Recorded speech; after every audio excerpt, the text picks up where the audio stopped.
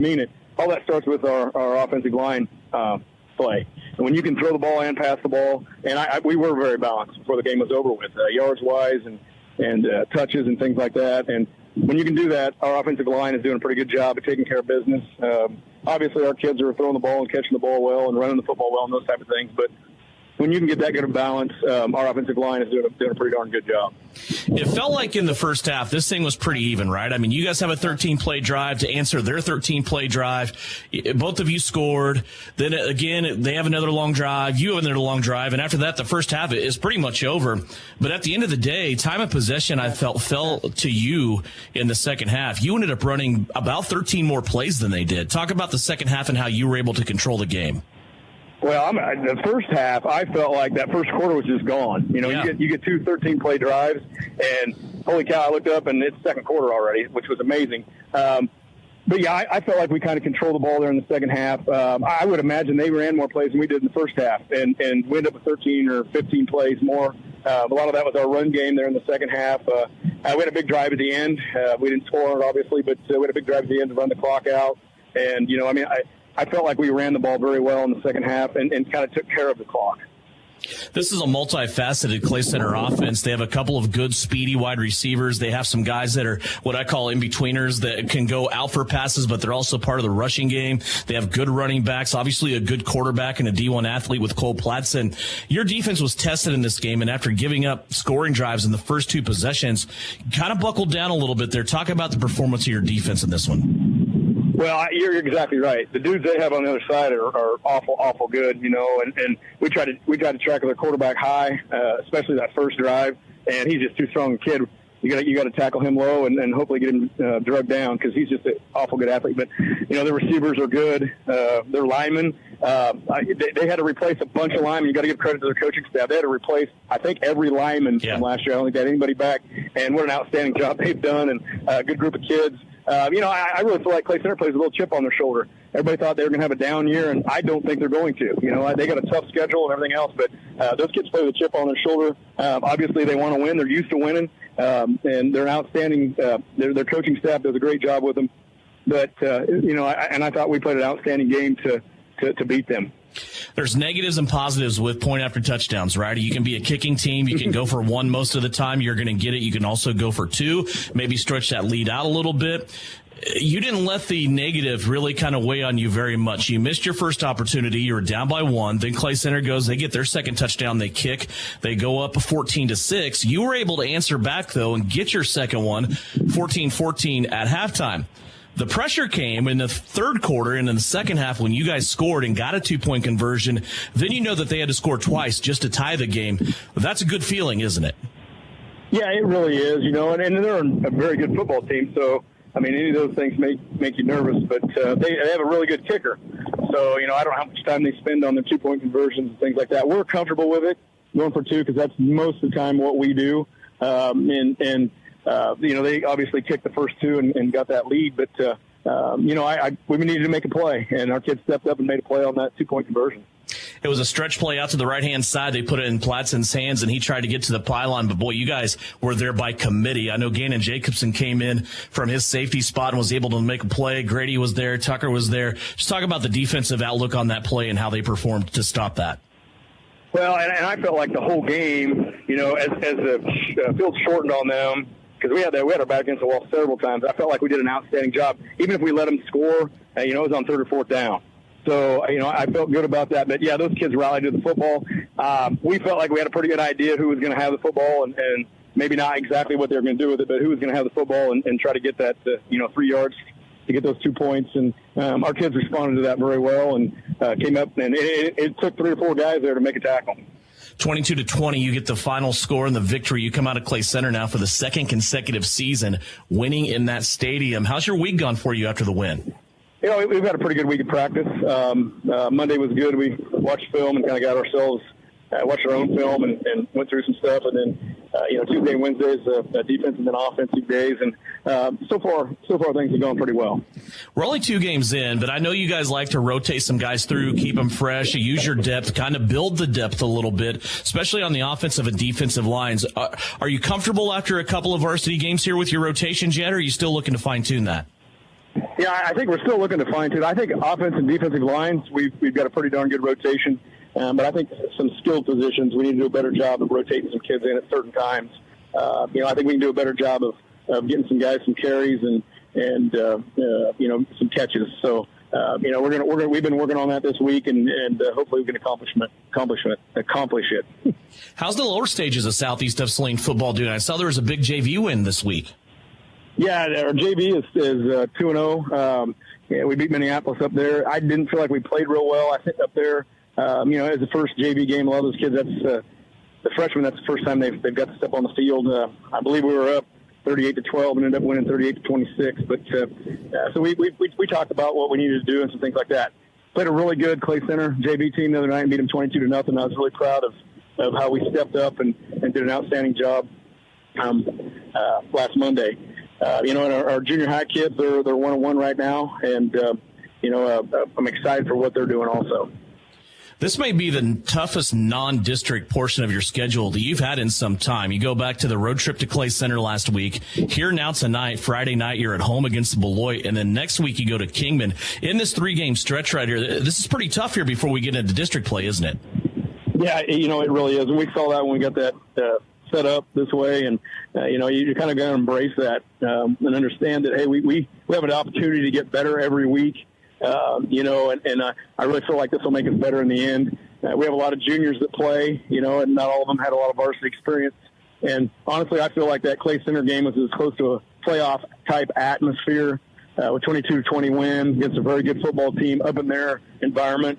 To get the success up there that we had was really big for our program. Speaking of this Beloit team that comes in here tonight, this is your second home game, and they are off to a 2-0 start. They've only given up 6 points so far this season in games against Lions and also a victory over Concordia last week. What do you know about Beloit this year? They're an outstanding football team. They're big, strong kids. They changed a little bit what they're doing on offense. Still a lot of power football. They just kind of line up different, and play aggressive defense. They're well coached up there. Coach Gober does a great job with them, has for, I believe, 8 years. So we know what we're getting, and we're going to have to be playing at our highest level every minute of that football game. It seems like the last few years, this conference has been top-heavy when you talk about the NCAA league, and it kind of feels that way again, doesn't it? Southeast of Saline, Beloit, Ellsworth, all off to 2-0 starts. Yeah, I think it kind of is. And obviously there's a couple teams that we don't play within the league, so for me to speak on them, it would be hard for me to do. But, I really think all three of us have a good opportunity to win the league. And, that's always been important to us to have a good showing in our league and play well against league opponents. Think the chance for rain tonight has decreased as we've gone through. Who knows? It's Kansas and it's September, so it feels a little bit like Florida right now with the heat and the chance for a pop-up shower here and there, which you cannot predict. But what do you think about tonight's game? What are your keys to success? I think our keys to success is keeping the football, getting first downs. I know I say that most weeks, but we got to keep their offense off the field, and we need to move the football against them offensively and be balanced. Again, I think that'll be key for us. Also, defensively, we got to be aggressive. There's big guys, and every once in a while we may get beat, but we got to line up the next play and get after it again.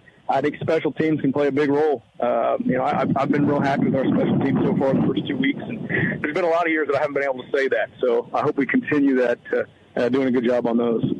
Mitch Gebhardt, head coach of the Southeast of Saline Trojans. His guys back at home tonight to take on the Beloit Trojans in league play. Coach, best of luck. Thanks for your time. We'll talk to you at halftime. All right, thank you, Devin. Back with more Trojan football after this. It's pregame here on KINA. In the trenches and on the ground, that's where the game is won. Isaacson Truck Line is a proud supporter of the Southeast of Saline Trojans. For local and long-haul service of freight and livestock, call Isaacson Truck Line, reminding you to have a safe Friday night on the roads. Wreak havoc, Trojans.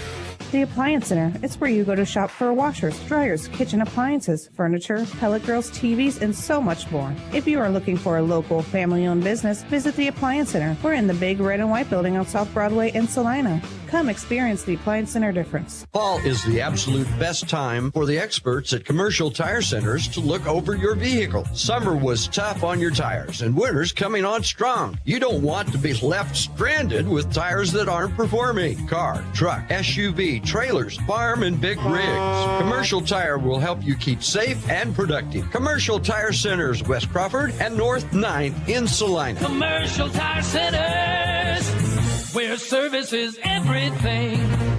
This has been Countdown to Kickoff. The opening kick is right around the corner. It's about to get ugly. Back to the stadium we go for Trojan football on KINA Sports. Was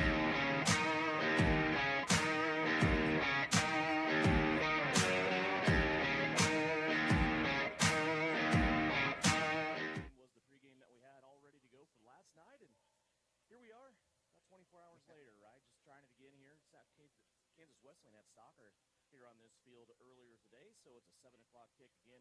And again, the weather conditions not ideal. It is still a little rainy. It is still a little windy, and there's some things in the area. But I think the storms and the electric and the things that were keeping us away from playing last night, mainly the lightning, is really not going to happen tonight. Of course, there's some lightning down to the south. We understand Kansas Wesleyan in a little bit of a delay, but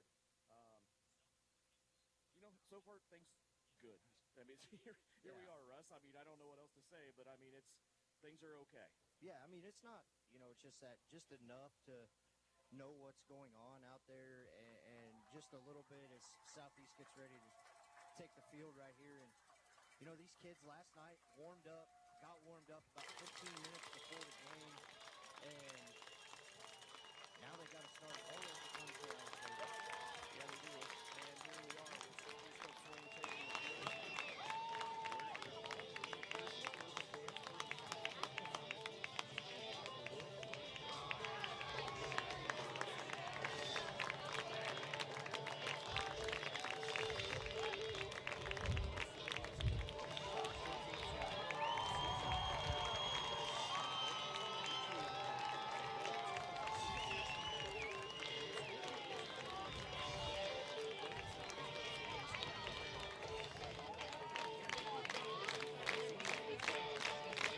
Of Saline, Beloit won, but lately Mitch Gebhardt and the Trojans have turned the tides on Beloit. They have won the last 6 meetings against the Beloit Trojans, and not to bring it up, but I will. Last time Southeast of Saline lost to Beloit was in a situation like this. Go up there on a Friday in 2017, sit there and watch it rain pretty much all evening, come home, go back on Saturday, and Beloit owned that game, and that was the last time Beloit was able to beat Southeast of Saline on the football field. That was back in 2017. So here we are. And again, big thank you to our folks and our friends at Kansas Wesleyan University who helped put this production on. They had a big day and a busy day here on the sports complex, but they stick around and they're helping us out here with our action tonight with Southeast of Saline. Getting ready to take the field here for the coin toss. Let's go over the Bennington State Bank scoreboard, and we will give you some scores. Nothing. Derby over Salina South, 59-7. Abilene over Concordia, 37-7. Sacred Heart and Pleasanton. This was interesting. Sacred Heart led.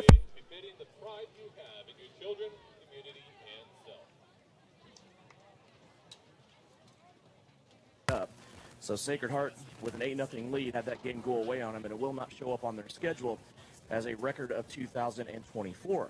Riley County beat Chapman 28-22. Ellsworth over Minneapolis in a good one, 26-21. Ellsworth stays undefeated. They're now 3-0. Marion over Bennington, 46-8. El Saline over Norwich on Thursday night, 52-6. Frankfurt all over Solomon, 76-0. Our Kniper Agency of Farmers Insurance, field conditions and weather conditions for this game. Of course, the field immaculate. It is artificial turf. 77 degrees here at game time. 70% chance of showers. Notice I said showers, not thunderstorms. The wind blowing west-southwest at 15 to 20 miles per hour. That wind should dissipate as we go along in the next couple of hours. And as we look at the flag in the south end zone here at Gene Bissell Field, it is blowing the other way towards the north. So still, even though it has cooled off and it's a little bit rainy, that wind's still a factor out of the south, bringing those temperatures up above 75. Yeah, and the coin toss just taking place. Southeast Saline winning the toss, deferring to the second half. And Beloit will have the football to start the game going from north to south. So they will have they will have to go against the wind in the first and the third quarter, now giving Southeast the second, fourth quarter of the ball with the wind. Beloit has won their first 2 games, coming off of a 5-5 record from a year ago. They have had 2 home games. This is their first road trip, other than last night. They beat Lions 52-6. They beat Concordia 28-0. Last season between these two teams, Southeast of Saline won 52-6. Coach Mitch Gebhardt lost his first 6 meetings against Beloit, but since then has won 9 straight. And it is, 6 straight. But it's 183-43. Those games over the last 6 meetings, Russ, have not been close. Yeah, just giving up little over 7 points a game in the last 6 meetings, and a lot of 1 touchdowns, a no score, 12 points, 13 points. So, and I think our new image audio keys to the game as we get ready for kickoff right here is, we saw it last week on the defensive side of the ball. You have to tackle better if you're Southeast Saline. We saw the Clay Center Tigers really break the first 2-3 tackles almost every time last week. So on the defensive side of the ball, look for maybe those front 3 up front to wreak havoc early in this game. Southeast of Saline has everything all teed up here, ready to go. Malachi Hopkins ready to kick it. As you view it with live stream video on SalinaPost.com, he'll go from right to left. Live stream video tonight presented by our friends at Salina Ortho. High school football on a Saturday. Let's get it started here from Gene Bissell Field on the campus of Kansas Wesleyan. And let's not get it started quite yet. The clock is not set yet. The whistle never went off. Different people in different places, kind of getting things worked out, right? Good crowd here, though. Of course, one grandstand here on the campus of K-Dub at Gene Bissell Field. So Beloit and Southeast people sharing the same side. As Hopkins on the approach, he's going to kick a sidewinding kick. It's going to bounce at the 20, and it's going to be fielded and then out of bounds at the 11. That's an unfortunate situation there for Joel Fuller, as he will have Beloit start out with their offense at the 11-yard line. After the 17, after running out of bounds, fielding that kick. So Beloit will start out here at the 17. They will have quarterback Jackson Weston. He's a senior, 6 foot, 175 pounds. So far on the season, 16 of 23 passing the ball, 184 yards, 70% completion percentage, 2 touchdowns, 2 interceptions, 3 carries for a negative 13 yards. So he is not one to carry the ball. Still a little uncertainty going on out on the field right now. Whistle's kind of going as now the White Hat's going to put in play. Beloit breaks the huddle for the first play of the game.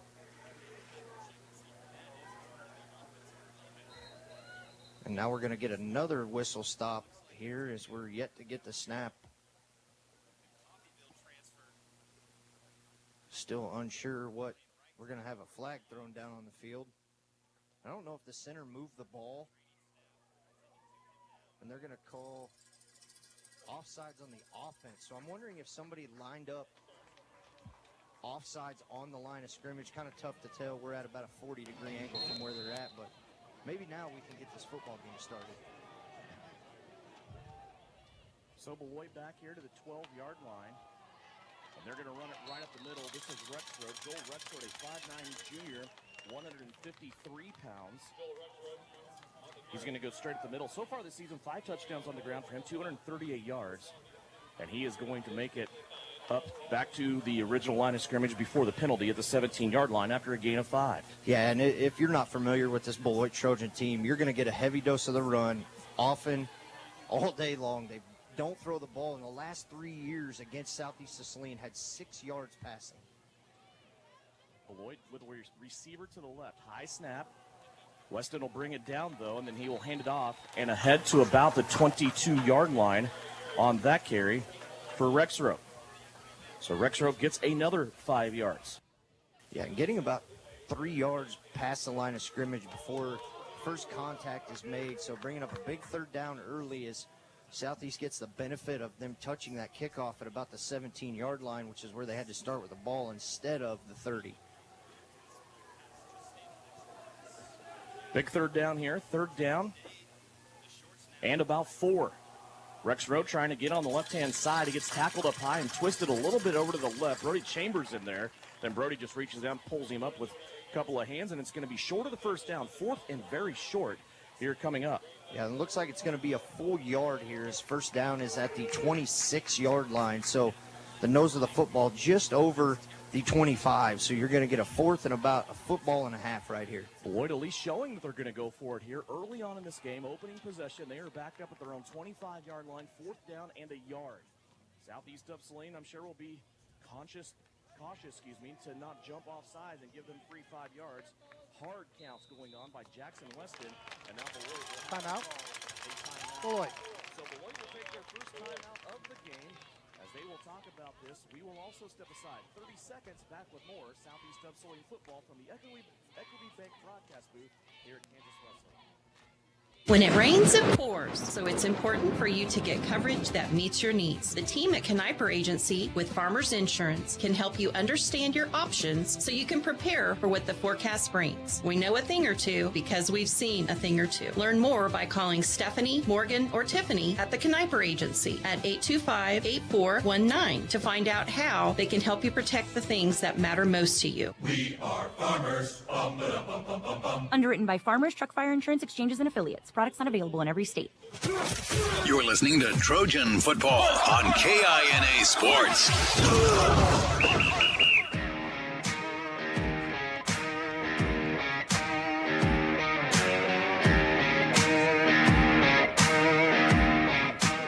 .9 on your HD radio. Just go to 99 KG like you're going to listen to your favorite country station, and then click the station 1 up, and you will find KG Prime.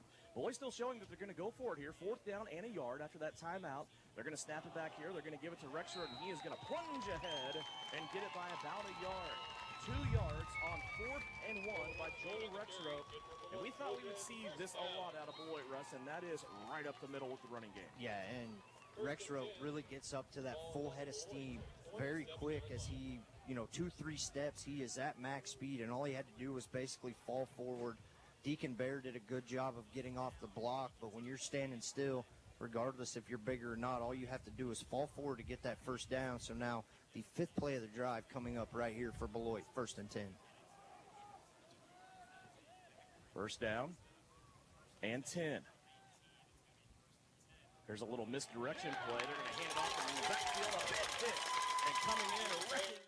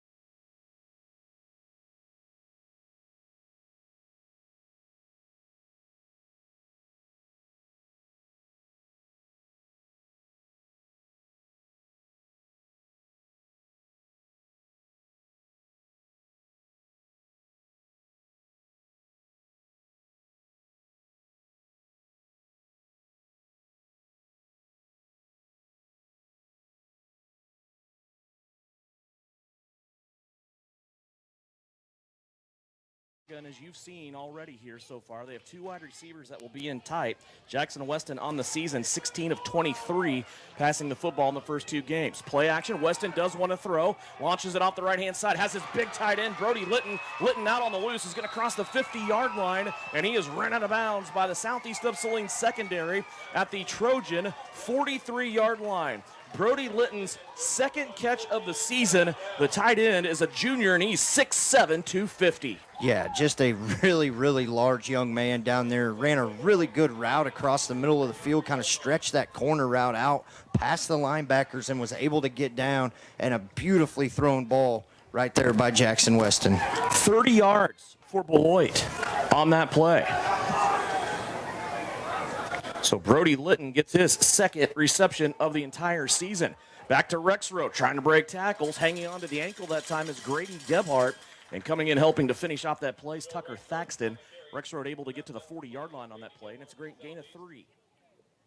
Yeah, just unable right now. Beloit kind of just getting that 3-4 yards of carry every time, and then they drop back to pass.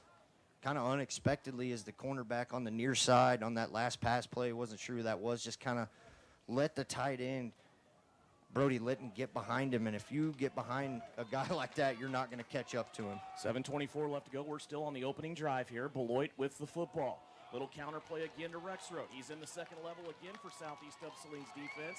And they're going to have to wrestle him down at the 30-yard line. A gain of 10 on the play and a first down for Beloit. Rexroad already 6 carries, 28 yards, as he continues to just kind of run those soft counters inside, negotiating area between the hash marks. And how much of this reminds you of the opening drive of the game last week when Southeast was up at the Tiger Den and Clay Center? Clay Center opens up with a 13-play drive, and now the 9th play right here for Beloit, picking up 3 first downs so far on this drive. 6:53 left to go here in the first quarter. Beloit wearing all white, tight formations. Now they'll shift out of that. Wide receiver splits out to the left. That's Cale Lenners. Here's the give to Rexroad again. Side steps, goes around all the traffic, gets inside of the 25 to the 24, and a gain of 6. Yeah, nothing fancy here. Just Beloit just lining up, and they're going to run it right at you until you can stop them. And so far, their front 5 doing a very good job against Deacon Bear, Brody Chambers, and Weller right there. He is averaging 23 carries so far this season, and we're talking about a Beloit team that had a 52-6 outcome against Lions in week number 1. So you know he didn't play most of the second half in that game. Yeah, and 7 carries already on this opening drive to start this football game. Football setting at the 24-yard line. Beloit continues to march into Southeast of Saline territory deep. 2nd down and 4. Here's Rexroad again. Comes out to the outer edge. There's Grady Gebhardt that will take him down. Grady takes him down to the 17-yard line. That's a gain of 7. Big chunk yardage here for Beloit in the rushing game. Yeah, and Southeast is going to have to do something different up front. That 3-on-5, we've seen it work the last few weeks, and Beloit right now just doing whatever they want with those front 3 and the linebackers 4 or 5 yards off the ball, or having to make the tackle 4 or 5 yards down the field. Beloit chewing up most of this first quarter. 11th play of the drive right here.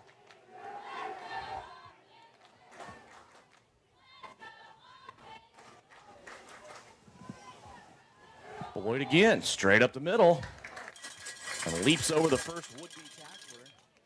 Got some help there from his right side of his offensive line. That's going to be a gain of 1 on the play. 2nd down and 9.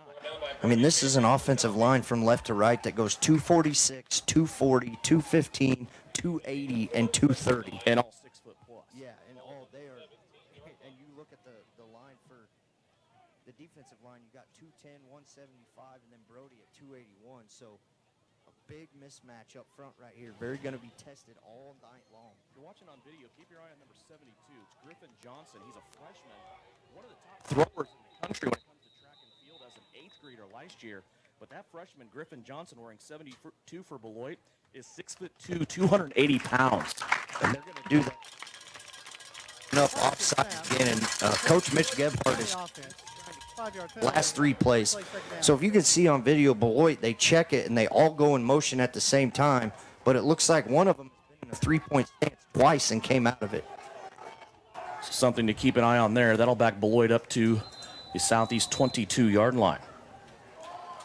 Still 2nd down and 14, though, now after the penalty, after they lost 2nd down and 9. Kind of that bend, don't break mentality. We've seen Southeast give up chunk yardage, get down the field, and then able to stop teams. They're going to have to do that right now on this opening drive. Sly Bree still in the face of the Trojans here. They go to the pistol formation. Beloit, they counter it off the pistol, and a host of purple jerseys in the backfield, led by Bryson Lippold. He was the first one to arrive, and then Gebhardt and Thaxton in that order as Lippold came in and helped wreck that play for Beloit. And just wondering when Lippold, he's kind of that hybrid player. You never know if he's going to be down on the line on the left side, the right side, if he's blitzing, if he's staying contained. And right there, a great call by this coaching staff to get Lippold blitzing on that offside, and he's able to get back there right away. Rexroad still only lost a yard on that play, though. 3rd down and 14. Ball sitting at the 23-yard line. 3.5 minutes left to go, first quarter. Movement up front once again. Back to pass. Beloit looking, now scrambling is Weston. Weston goes out to the left-hand side, has a receiver near the first down sticks. He's going to curl around at the 10-yard line, try to make yardage. He is very close, and I think Beloit's going to have another 4th and 1 coming up. What a play out there on the edge by the Beloit receiver coming in to make that play. Yeah, even better job. I couldn't see the numbers. We're a country mile away from the field up here, but how about Jackson Weston scrambling around, throws that sidearm around a defensive player, and is able to complete that one and get the strength on it. But you go back to that, there definitely was movement on the offensive line early on that snap. Looked like maybe that was Jacob Hand, the leading receiver for Beloit, who made that excellent play. They're going to spot him now 4th down and 2 at the 10-yard line. Big 4th down here. Beloit trying to keep this drive alive. They're going to shift out of the formation again. 2 wide receivers to the left. Pistol formation for the running back. Rexroth takes it straight at the middle, and he's going to fall ahead and have the first down by about a yard. So again, Beloit, well, wait on a second here. Maybe not. This is a 4th and 2. The official's going to eyeball it and look across the field here and see if they have a first down. Big call here and a big play, and of course, we're going to measure for it. Yeah, that being the 14th play of this drive. Devin, there's only 2:33 left to go in this first quarter, and you and I kind of talked about it, that the clock was going to move a lot when Beloit had the ball because they don't throw it. I mean, they've thrown it once for one pass, as you're going to get a measurement right here. They're short. Oh, they're short. By a football. They're short by a football. Wow. Southeast of Saline lost out on one of those measurements last week at Clay Center. They win this one, and Beloit's lengthy drive is stalled, and they go off the field as they turn it over on downs. Wow. That drive started at their own 16, ended at the 9, 14 plays, 5 first downs. More importantly, no points. How many plays was that? You said 14 plays. So they stall out at the 9-yard line. And take 10 minutes off the clock. Incredible. 2:33 left to go. Southeast gets the ball. Pitch out left-hand side. Gebhardt. Here he goes to the 10. Has some space. Tries to cut back and then falls down on the turf here at Gene Bissell Field.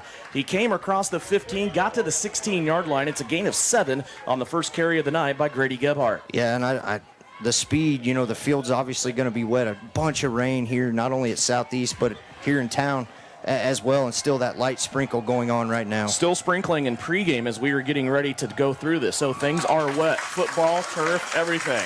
Yeah, and now we have movement up front. Looks like this may go against Beloit. Yeah, that's early indication it is. Prior to the snap, encroachment.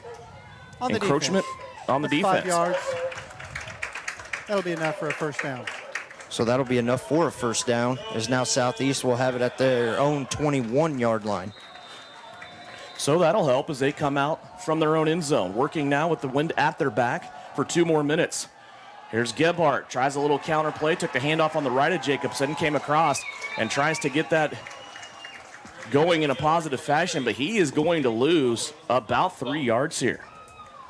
Yeah, Brody Boudreaux looked like he was the one getting up from the bottom of the pile there. 6 foot, 230-pound senior whose name probably will be called a lot tonight on that defensive side of the ball. Yeah, as big as Beloit is on offense, they are that big on defense too. And there's not a lot of guys. I mean, there's some, but for 2A football, there's not a lot of guys that cross over and play both sides for Beloit. They are very deep this year, it seems.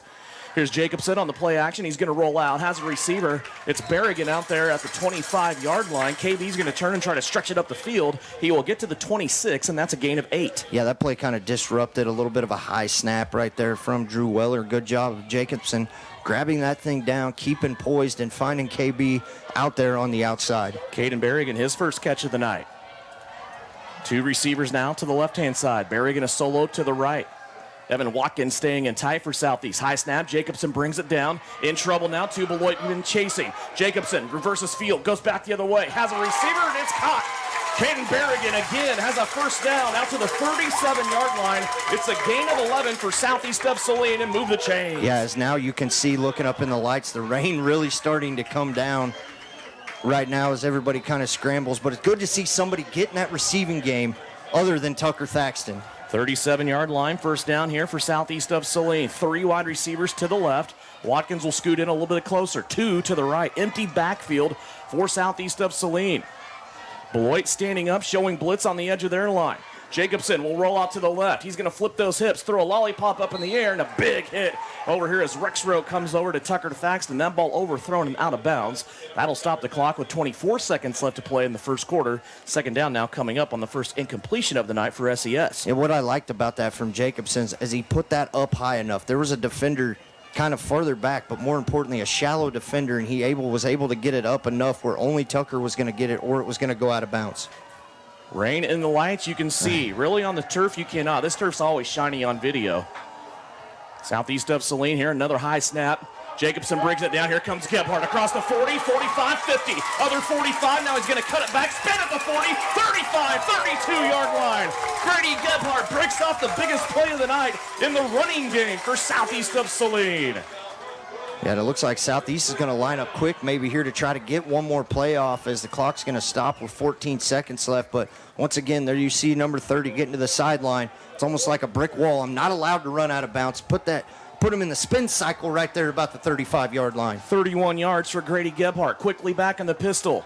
Here's another play. Gebhardt spins at the point of attack as he avoids a Beloit defender, and he's going to go ahead for 3 yards, and that will be the last play of the first quarter. It ends with a bang with Grady Gebhardt breaking off a 31-yard run. Southeast of Saline is in Beloit territory as we take it to the end of the first. You're listening on KG Prime FM and also watching on SalinaPost.com. Live stream video tonight presented by Salina Ortho. Looking for a local brokerage firm to help you with your Medicare, life insurance, and annuities? L&L Advisors is the #1 local Medicare supplement and insurance specialist. Medicare can be confusing. Let the experts at L&L Advisors help make sense of it. Stop by one of 3 locations in Salina or McPherson and speak to an agent about the needs of your family. L&L Advisors, main office at 717 Roach, right off Crawford, and in the Central Mall, Salina, and downtown McPherson. Based on honesty and trust, contact L&L Advisors today. It's third down and 8 for the Trojans. They really need to make the right call here. During the football game, it's crucial to make the right call. And in real estate, one call can bring a positive outcome from your real estate experience. Whether you're looking for rural property, upsizing to make room for the family, downsizing, or acquiring investment property, call Winnell Garrettson, Salina Homes. Buy or sell, call Winnell. You are listening to Southeast Trojan Football. Back here, 0-0 is our score. Southeast of Saline and Beloit as you listen to Saline Football here on KG Prime FM from the Equity Bank broadcast booth.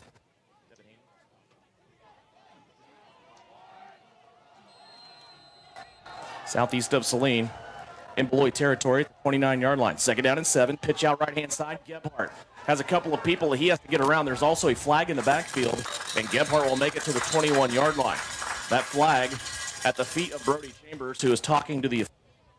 I think Brody just went, all I did was disengage the block and throw him down and get him off of me. So not quite sure. Coaching staff not real happy with that either, but Brody's not one you're going to stand there and hold on to for very long, I can tell you that. So probably move Southeast of Saline back to the 39 here. Make it second down and 17 on the offense. After the holding That'll call. be 10 yards from this previous spot. Replay second down. So it will be a 10-yard penalty back to the 39-yard line. They'll replay second down. That play nullified. This will be the 8th play of the drive right here for Southeast. Hopkins, Thaxton stacked on the left-hand side. Jacobson, play action to Gebhardt, wants to go over the middle, and he overfloats that one. Tucker Thaxton just saved an interception. That one took off there on Jacobson. Thaxton wants contact before the ball got in there because he smashed the accelerator down, took an interception away from Rexroth, but then contact coming. But I think both guys were looking to make that catch. And I think if Gannon catches that clean off the snap and you wait another half second, Thaxton clears Rexroth and is in the open field, and then it's a foot race. Everything's wet right now, right? Yes. They stack those receivers again on the left-hand side. See if Southeast tries it again. This time Jacobson rolling out right. They're going to throw it back. And Gebhardt taken out. They tried to screen it out here to Grady Gebhardt, and he was leveled before he had a chance to make that catch. Yeah, I'm not sure if that's because it was behind the line of scrimmage. Mitch Gebhardt's out on the field. He's talking to the official.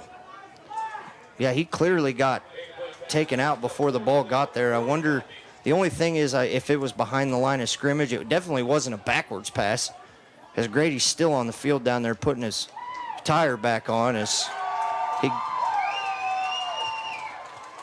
It's like the punt formation is going to come on now. So Southeast of Saline had a promising drive here. They're at the 29-yard line, but now they have been backed up to the 39 and face a 4th down and 17. So Evan Watkins is going to come on and punt into this wind. And now a penalty flag comes in from the back judge, usually indicating delay a game.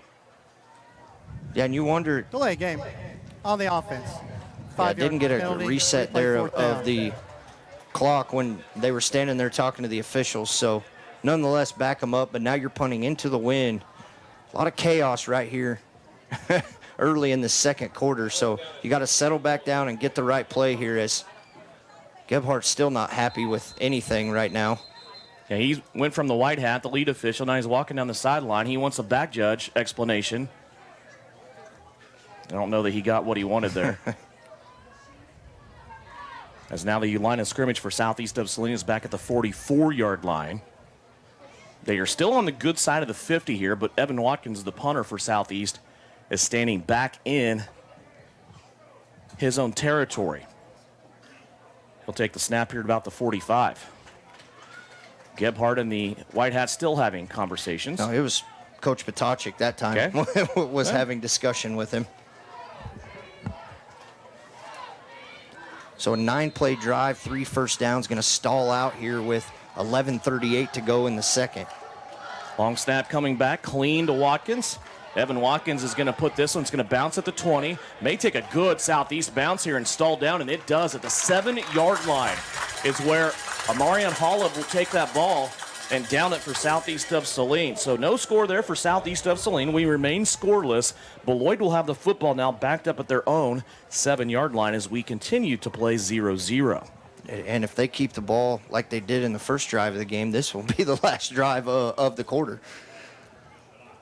Messenger Total Promotions, the official outfitter of Eagle Communications broadcast crews. I want to thank them. If you want to brand it, take it to Messenger Total Promotions. You can get South, Central, Sacred Heart, all the area high schools. They have gear for you. And if they don't have it in stock, downtown Salina, they can sure make it for you.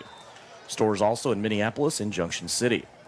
0-0, Beloit taking over here. Their own 7-yard line. It is back to Rexroth as he was looking for some space, trying to get it past the line of scrimmage, and I'm not sure that he did. Might have gotten one, did Joel Rexroth, the junior running back for Beloit. Yeah, and just a host. It looked like Deacon Bear was the last one to get up off of the pile right there. So good job. This front three's got to stand up and do a much better job this drive than they did the previous. Football sitting between the 8 and the 9-yard lines here. 11 minutes left to go, second quarter.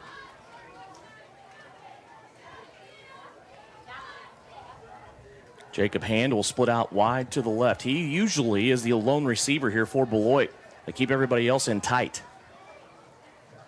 Here's the snap back. They hand it off to Rexroth again. He's trying to stretch it out to the far side, and he cannot go anywhere. He is taken down that time on the twisting, turning tackle by Bryson Lippold. Yeah, Bryson did a good job setting the corner right there and able to make and just kind of hog tie him right there for a no gain to bring up 3rd down and long once again. 10:24 left to go before the intermission. Check in with Southeast of Saline Cross Country as we'll flash back to 2 meets that the runners for the Trojans and Lady Trojans have had, and both very successful. We'll tell you all about that coming up at the intermission. Which seems to be nothing new, being very, very successful running all over the state. Literally and figuratively. Yeah. 10 minutes left to go here, 3rd down and 9. Beloit trying to run it again. Rexroth out in the open has the first down as he is taken down at the 21-yard line. So a good carry there by Joel Rexroth as he got 14 yards on a 3rd down and 9. No, I think that was Jennings Sloan, actually, number 5, that carried that football from the fullback position. Thank you. Coming around the other side. So good blocking on the left-hand side, the near side as you view it on live stream video. Second carry of the game for Sloan. Now 2 wide receivers come out to the left as Joel Fuller will join Jacob Hand. Now 3 make it. Rexroth will go in motion. He'll take the end-around jet sweep to the right, cuts it back, and he will make it out to the 30-yard line on a gain of 8. Little handoff there as he comes around on the inside. You always watch that play because if the quarterback will flip it forward, it goes down as a pass, but that was a legit handoff, I thought. Yeah, so it goes as a run. Nothing fancy. They're running about the same 4 to 5 plays every time, sprinkling in that one pass play. You're just going to have to do a better job of setting the tone in that A and B gap right up the middle. Beloit has come from the 7 out to the 30-yard line, still on their own side of the field. Under 9 minutes left to play here in the second quarter. Long handoff. Took a long time to develop. That time for the Trojans, and they will be swallowed up. Jennings Sloan that time, and he got walled by a host of Southeast of Saline Trojans. Killian Vaughn and Brody Chambers in there for Southeast. Yeah, Killian did a good job coming up from that linebacker spot. Saw the guard pulling, filled the hole immediately, and was able to make first contact, and then Brody Chambers comes over and finishes off. Also 4 on the play that time for Beloit. Back to the 28-yard line. Third down again. We've had a couple of 3rd and longs here. This is 3rd and 5 from the 28-yard line. A receiver on each side. Pistol formation. They'll hand it off to Rexroth, and he will get the first down. Now he's out in the loose. Look out. Rexroth may take this one to the house. He's going to run away from the defense. Malachi Hopkins and Thaxton giving chase, but they will not catch him as Joel Rexroth takes it into the end zone, and Beloit is on the board with 7:58 left to go here in the second quarter. Yeah, you're gonna. It's like we said, you got to tackle better. And it's wet. The rain appears to be letting up, nonetheless. But it's just all too familiar of what happened last week, just running right through that A and B gap. Nothing fancy. Just the linebackers get blocked, and as soon as Rexroth gets to that second level, he's gonna outrun you. 72 yards for Beloit on that play. 6-play drive, right there. To polish that one off for a touchdown. So now they will go for the extra point. Kick is up, and it is blocked. Coming in, Deacon Bear was able to put that big right hand up and block that out of the air. So Beloit on the board, no extra points, 6-0. Beloit leading Southeast of Saline, 7:58 left to go. We'll step away another timeout as Southeast of Saline football from the Equity Bank broadcast booth.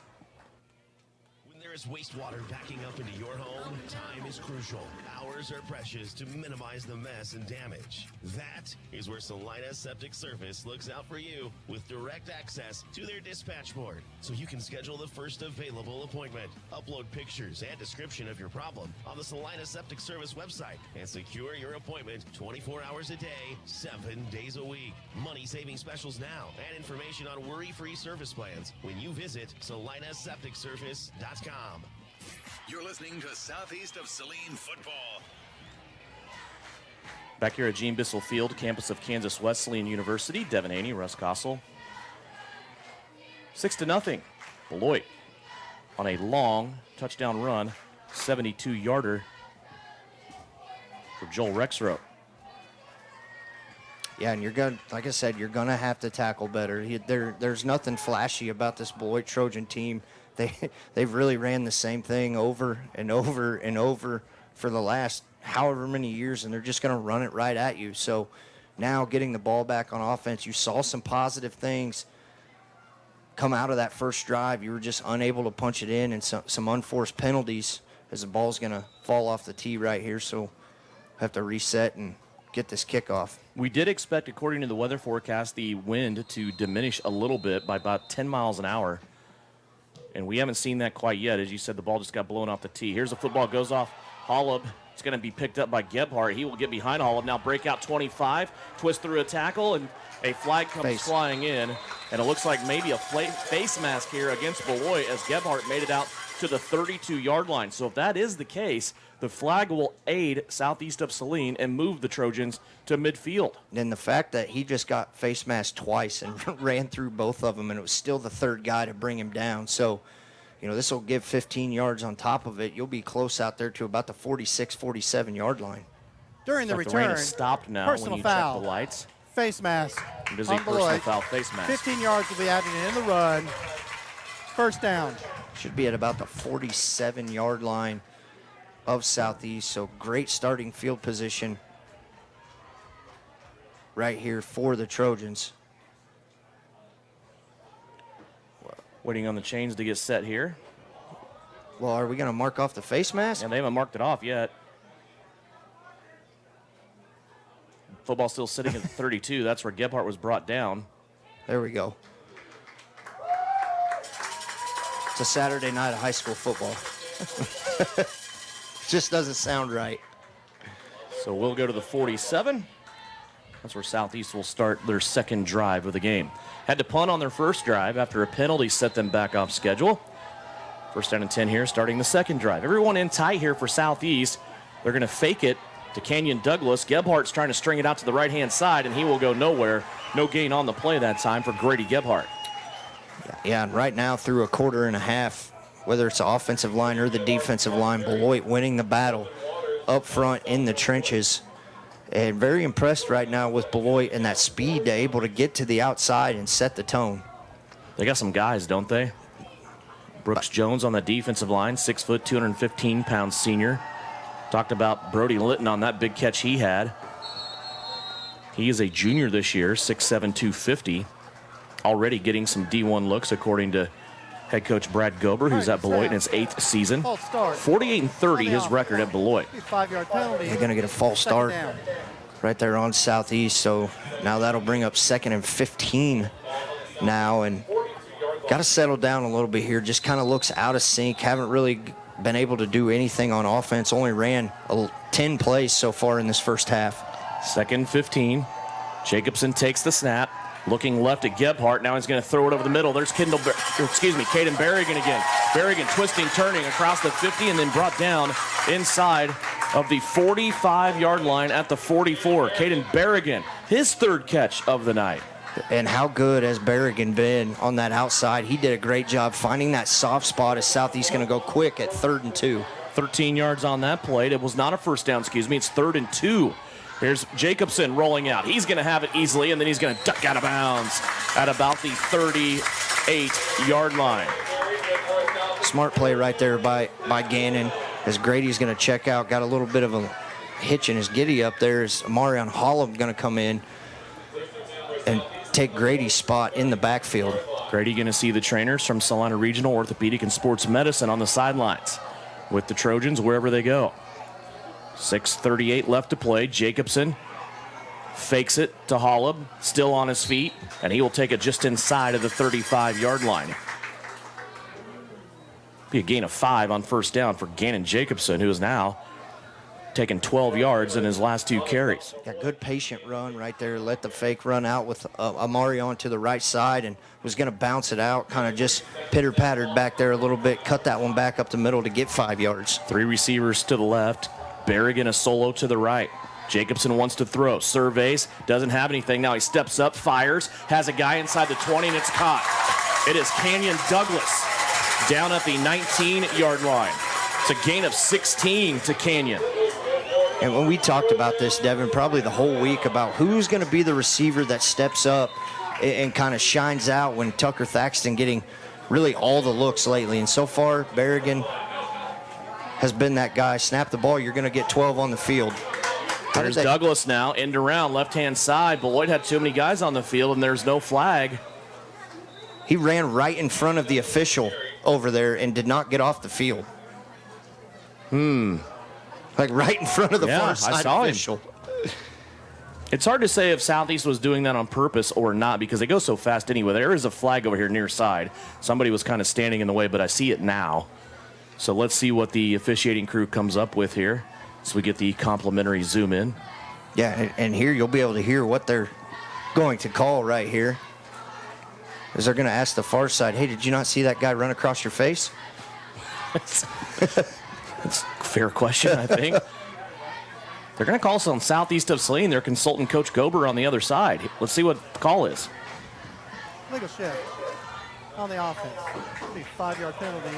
I still don't understand how they're running a lineman off the field right in front of the far side of the official, but nonetheless, it's going to be a 5-yard penalty on Southeast, and now it'll bring up 1st and 15 once again as they seem to be playing behind the sticks, and head coach Mitch Gebhardt he doesn't like the explanations he's getting tonight. Well, I'm with you. You had a Beloit player run right in front of the official trying to get off the field. 5:30 left to go here.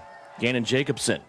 Fake pitch out to Holub. He wants to come back to the right. Gets rid of it to Evan Watkins. 20, 15, 10. Watkins still on his feet. Collision at the 5. And he's going to go head first to the 4-yard line.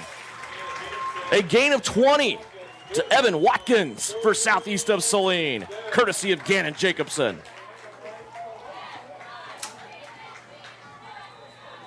Southeast knocking on the door. They're in the Can Equip red zone. The Case IH dealer has moved to Solomon. See their new state-of-the-art facility right off I-70.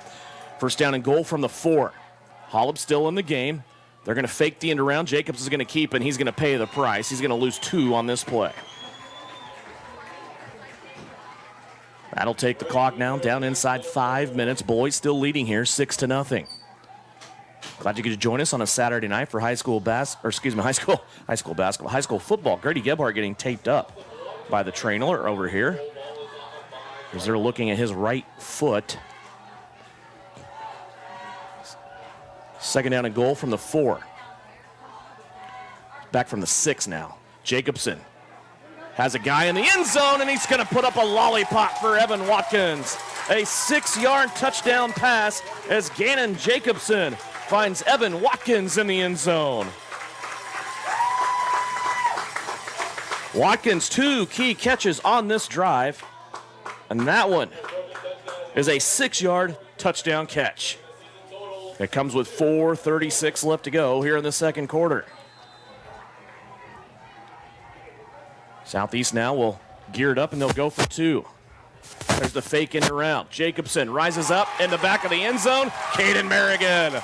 Southeast of Saline has taken the lead with 4:36 left to go in the second period. Southeast of Saline edges out in front, 8-6. Southeast here on KG Prime. Often weather conditions are just right. You need to bale as much as you can, as fast as you can, all while putting up the highest quality product possible. Case IH round balers have the reputation as the hardest working balers in the business. To consistently build dense bales with square shoulders that don't sag. No matter the crop or field condition, bale more with Case IH round balers. With easier maintenance and serviceability, you'll spend more time where it counts. In the field, baling hay. Ready to build a better bale? Contact Can Equip in Solomon. You're listening to Trojan Football. Trojan Football from the Equity Bank broadcast booth here, this time on the campus of Kansas Wesleyan after we got a little bit of rain and lightning out last night on the campus of Southeast of Saline. And boy, some guys really coming up big there. It's Russ Canyon Douglas, Evan Watkins, Caden Berrigan has 3 catches already tonight. Yeah, and the receiving corps doing a very good job. And I think if you talk to Coach, the offensive line, Gannon having plenty of time right there to find whoever he wants. But I think Evan Watkins was your dude on that drive with that big pickup on 3rd down to almost score, and then you go back and find him and reward the guy who got you down there. 26 yards on 2 catches. Coach Mitch Gebhardt over here checking on one of his main defensive players and one of his main dudes, son Grady Gebhardt, as he visits with the trainer. Here's a kickoff that's recovered by Southeast of Saline. Sliding in and making the play. Once again, he got it done on offense, and here he is on special teams on a well-placed ball by Malachi Hopkins. It is Evan Watkins. And Malachi put the old English on that one as it hit and took a bounce right Timeout. back. As Beloit's going to get a timeout right here. Things snowballing pretty quick here on the Beloit Trojans. They need a timeout. We will step away. 4:34 left to go in the second quarter. Southeast of Saline with the football when we come back. From the ground up for over a century. From the supply of aggregate materials, hot mix asphalt, and concrete to the construction of roads and bridges, we do it all. You've seen our trucks, and now we want to hire you. APAC in Salina is growing, and we are hiring for all positions. From truck drivers to mechanics, general laborers, and construction, APAC has your next career. For more details, visit the job links page at salinapost.com. Great pay and benefits, APAC is an equal opportunity employer. You're listening to Southeast of Saline Football. Back here in the Equity Bank broadcast booth, Southeast of Saline Booster Club wants to remind you that they help bring you live coverage to showcase exceptional student activities and build that purple power. It is always a great day to be a Trojan. And Gebhardt is back in the game at tailback. So Grady Gebhardt, his special teams doing special things, getting the football. And now Grady back in their pistol formation, standing directly behind Gannon Jacobson. Gannon, a little pump fake, wants to go deep, rips it down the right-hand side. Tucker Thaxman right in the breadbasket. Holy cow, you got to be kidding me. Southeast of Saline has come storming back in this game. From 30 yards, Jacobson to Thaxton down the right-hand sideline. And I don't know if you saw what a pump fake by Gannon Jacobson. Just threw his whole body into that pump fake. The defender bit big time. Thaxton just puts a little hitch and go on and drops it right in the breadbasket for 6. What a well-thrown ball that was. 2-point conversion. Jacobson has to get rid of it. Jump ball into the end zone. And it's, wow, what a catch. I am speechless at the catch that Malachi Hopkins just reeled in. Southeast of Saline with a quick 16 points.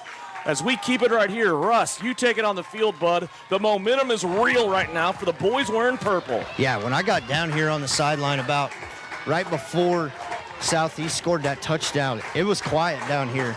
You get one touchdown, and then Malachi goes and gets that kickoff, puts that little English on it, backspin right to him, and then you get a one-play drive, and then why not reward the guy? Malachi climbing the ladder in the end zone, not only able to go up and get the ball, but he was able to get both feet in bounds, only needing one. But what a catch right there, and what a swing of momentum to the guys in purple. 4:23 left to go here as we work through this. A 2-point conversion to Malachi Hopkins, and what a great catch that was, huh? All of a sudden now, it is a 2-possession lead for Southeast of Saline, who just about 3 minutes and 20 seconds ago trailed by 6. They lead it now by 10, 16 to 6. I just got tapped on the shoulder and said, you should be down here the whole time if this is how they're going to play. For real, right? 2 touchdown passes for Gannon Jacobson. Here's the kickoff now, Southeast of Saline. It's fielded by Beloit, and the guys wearing purple come storming down the field and get a stop at the 31-yard line. So defense coming up here for Southeast of Saline. 4:19 left to go, but they have blitzed Beloit here with 16 quick points. Yeah, and I can't explain the momentum down here of how excited. So head coach Mitch Gebhardt was checking on Grady on that kickoff, and everybody started cheering. He just dropped his clipboard, dropped everything to see what was going on, and was the first one out there to cheer these guys up. So now you need to come up with a stand with 4:19 to go, and you get the ball to start the second half. Gannon Jacobson with 4 straight scoring passes. 2 touchdowns, 2 2-point conversions. Here's Beloit's turn now as they go back to their bell cow running back, Joel Rexroth. He's going to zigzag his way up to the 45-yard line on a gain of 13. And the hole that they are getting to run through right there, just after seeing the first play they've had on the field, you could drive a bus through it right there, pulling that offside guard and just leading the way, clearing out the linebackers. Nose of the football at the 45-yard line.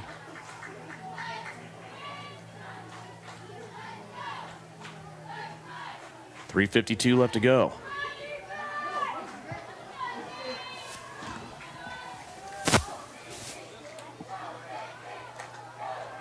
Here's the give on the end around. This goes to fullback Jennings Sloan this time, and he will gain 5.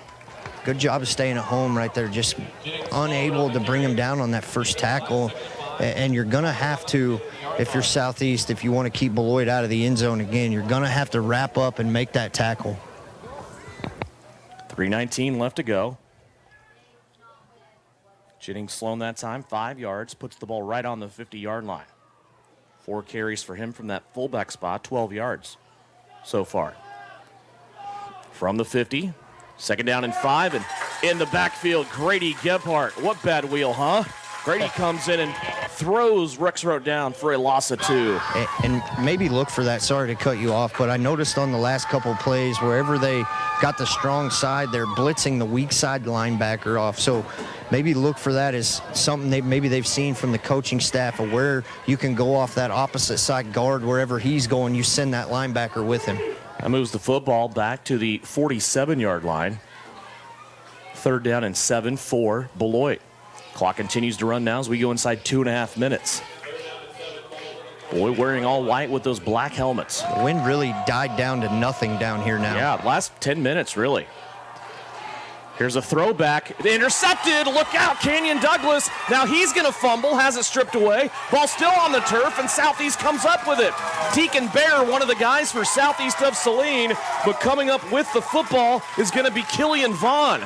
Boy, that was a wild sequence of events as that ball was intercepted by Douglas.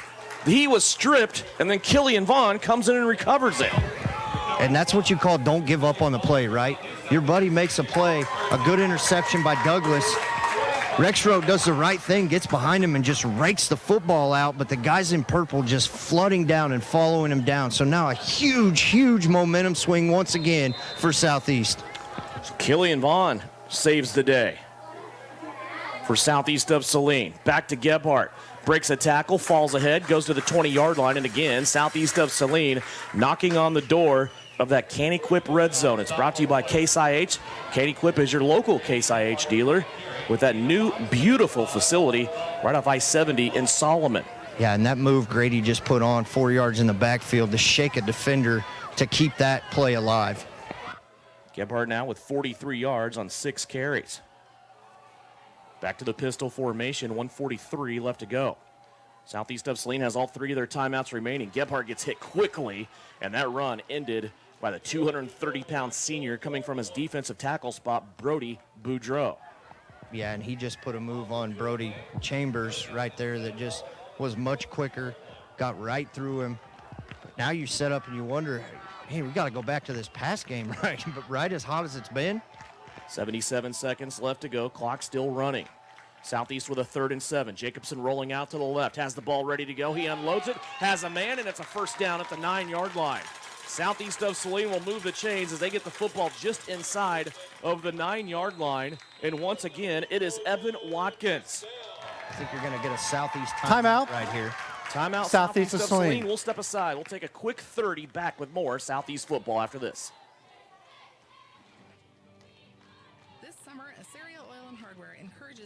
Celebrate your freedoms and the best country on the planet. Stop in and check out the largest ammo supply in southern Saline County. Stock up now and be ready for next season. With 24/7 pumps, no matter what time of day or night, your gas and diesel tanks can rely on us. During regular business hours, you can get your favorite pizza and snacks to have enough energy to win the day. Assyria Oil and Hardware, located in Assyria at the corner of Center and Main. We'll fill you up. You are listening to Southeast Trojan Football. Back here on the campus of Kansas Wesleyan, Devin Haney and Russ Kossel. 69 seconds left to go, 1:09 on the clock. 16-6. Southeast of Saline leads it by 10. Boy, big momentum right here. And Russ, there's still some work to do here for Southeast of Saline. 2 timeouts left to go. They have first down and goal from the 10-yard line. Yeah, you really want to, you got work to do to get it in. You can first and goal here, but more importantly, get it in and then see if you can get a hole with less time on the clock and try to double up here as you get the ball to start the second half. They're going to load up on the left-hand side. That leaves Tucker Thaxton, a lone receiver to the right. Jacobson in the shotgun. He's going to roll out to the right-hand side, eyeballing Thaxton the whole way. Thaxton on an out route. He's going to have to dive, catch, touchdown. Tucker Thaxton came out of his break, went to the pylon on the back corner of the end zone, lost his footing, falling down, diving at the same time, and a touchdown for Gannon Jacobson to Tucker Thaxton, 10 yards away. And you want a quarterback to put it where only your guy can get it, and I am unsure. Thaxton just lays out for that. Absolutely lays out, completely parallel, gets his hands underneath the ball for 6. 2 catches, 40 yards, 2 touchdowns for Tucker Thaxton. Here's Jacobson faking the end around. Now he's going to pump fake, and he's going to cruise into the end zone as he tucks it into the corner of the front pylon. Another 8-point trip for Southeast of Saline, and the Purple Trojans have exploded here. 24-6 with 1:02 left to go here in the second quarter. Back with more Trojan football after this. You're telling me your driver turned you on remotely? It feels so good. One gentle touch of a handy remote or mobile app and my motor is running. And don't fret, my little pickup pal. New Image Audio installs these inside trucks, too. Oh, yeah. You'll want it when the winter chill hits. A remote start from New Image Audio for cars, trucks, even diesels. All systems remote and cell phone capable. Nationwide coverage. Get yours at New Image Audio on South Broadway. In Salina. You're listening to Trojan Football. Back here on the campus of Kansas Wesleyan from the Equity Bank broadcast booth. Boy, we have watched a second quarter of the Southeast of Saline's gone a little crazy here. Beloit scored the first 6 points of the quarter. And then Southeast of Saline now with 3 consecutive trips, scoring 8, 24-6, Southeast of Saline. Yeah, and momentum clearly now. You want to keep them out of the end zone right here. See, look for a little pooch kick once again from Malachi Hopkins. Hopkins on the approach. He's going to put it now a little to the left. And that ball trouble. It's going to be free also. Beloit trying to get over there. Southeast of Saline converging as Killian Vaughn came flying in. And Beloit's going to have to cover it up desperately. They're with 1 minute on the clock. And they will start a drive here at their own 24 with 2 timeouts remaining.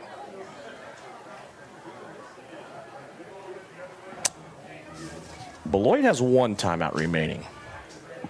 Check my records here. On the scoreboard, it says 3. They have 1. Okay, we'll go with your records on that one. Got to come up big. Got to tackle.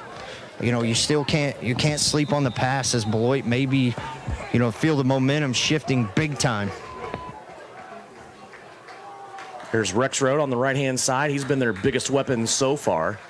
And he's going to take it off the right-hand side and get about 4 yards on first down. Clock continues to roll down here. Rex Road, 17 carries, 138 yards already in this game. Yeah, and Beloit's in no hurry right here, which they are not. Kind of surprises me a little bit, but it doesn't if you know Beloit. Keep it tuned right here. We will have Mitch Gebhardt's comments before he heads into the locker room here at the Graves Sports Complex. Get his thoughts on this first half. Here's Rex Road again. Little stutter step back and forth. No gain on the play.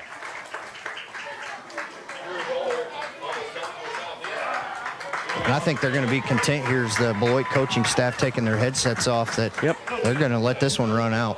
So a big explosion here by Southeast of Saline. They scored 24 straight points, and they were all on Gannon Jacobson touchdown passes.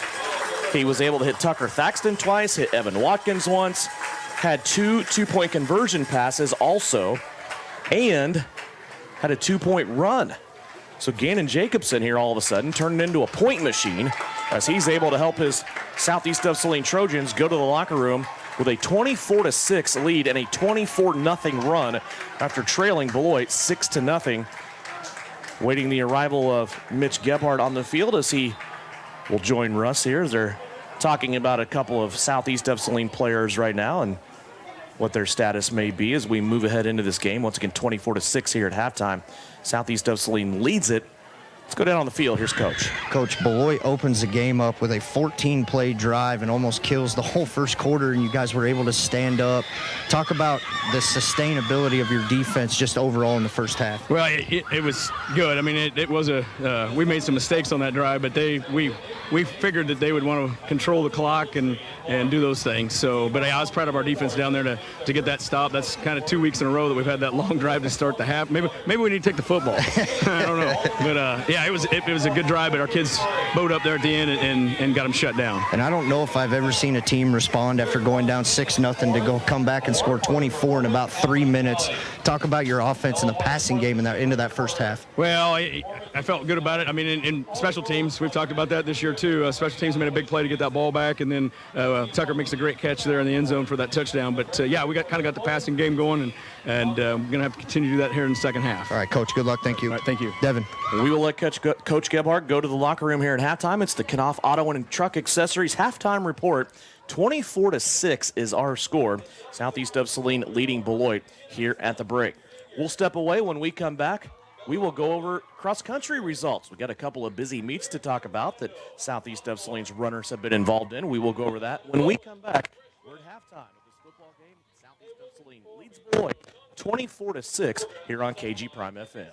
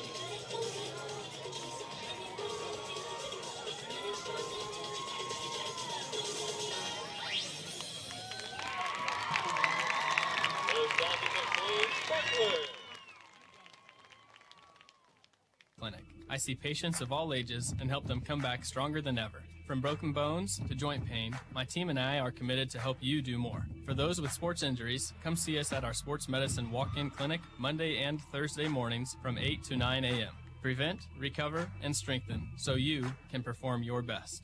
Maury Clinic Sports Medicine. Make your move with confidence. The Southeast of Saline School District has a long-standing reputation for excellence. This excellence in public education has been a source of great pride and one of the factors contributing to the quality of life in our community. The Southeast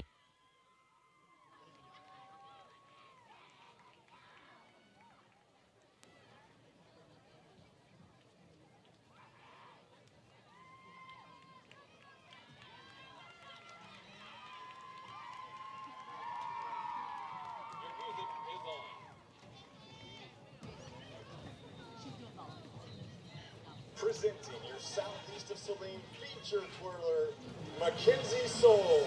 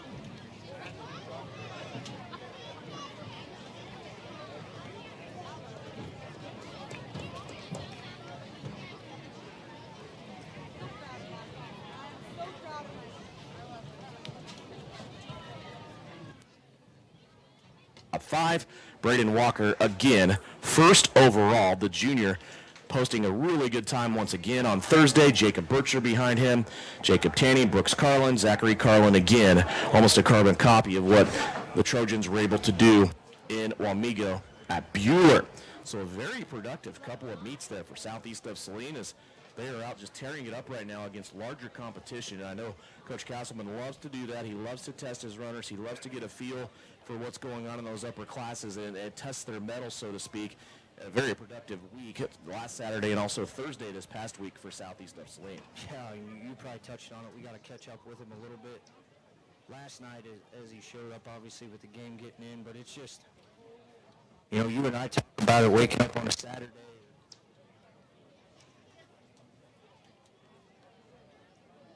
Juggernaut that they do have out there Southeast of Saline cross country is just, I mean, they don't rebuild, they just reload, and a lot of underclassmen that are stepping up, that seem to be stepping up every year. So Coach Castleman doing a great job, just a great coach, great human being to be around. we're sad we couldn't have him tonight. Got to catch up with him last night. But like I said, that Southeast Saline cross-country team, just impressive week in and week out. So we will step aside here again at halftime. About 10 minutes left here before we start the third quarter. When we come back, we'll have a check of stats for you from this first half. Things turned quickly for Southeast of Saline on the positive side, so we'll go over that. We will also go over the scores from last night on the Bennington State Bank scoreboard. When we come back here at halftime, it's the Knopf Auto and Truck Accessories halftime report. Southeast of Saline leading Beloit 24-6 here on KG Prime FM. Down and 8 for the Trojans. They really need to make the right call here. During the football game, it's crucial to make the right call. And in real estate, one call can bring a positive outcome from your real estate experience.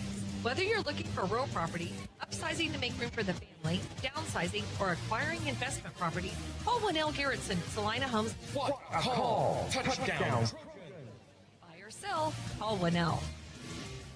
This year, we considered hiring an ad agency to help with our marketing. They pitched impressive visuals and a script that was inspiring.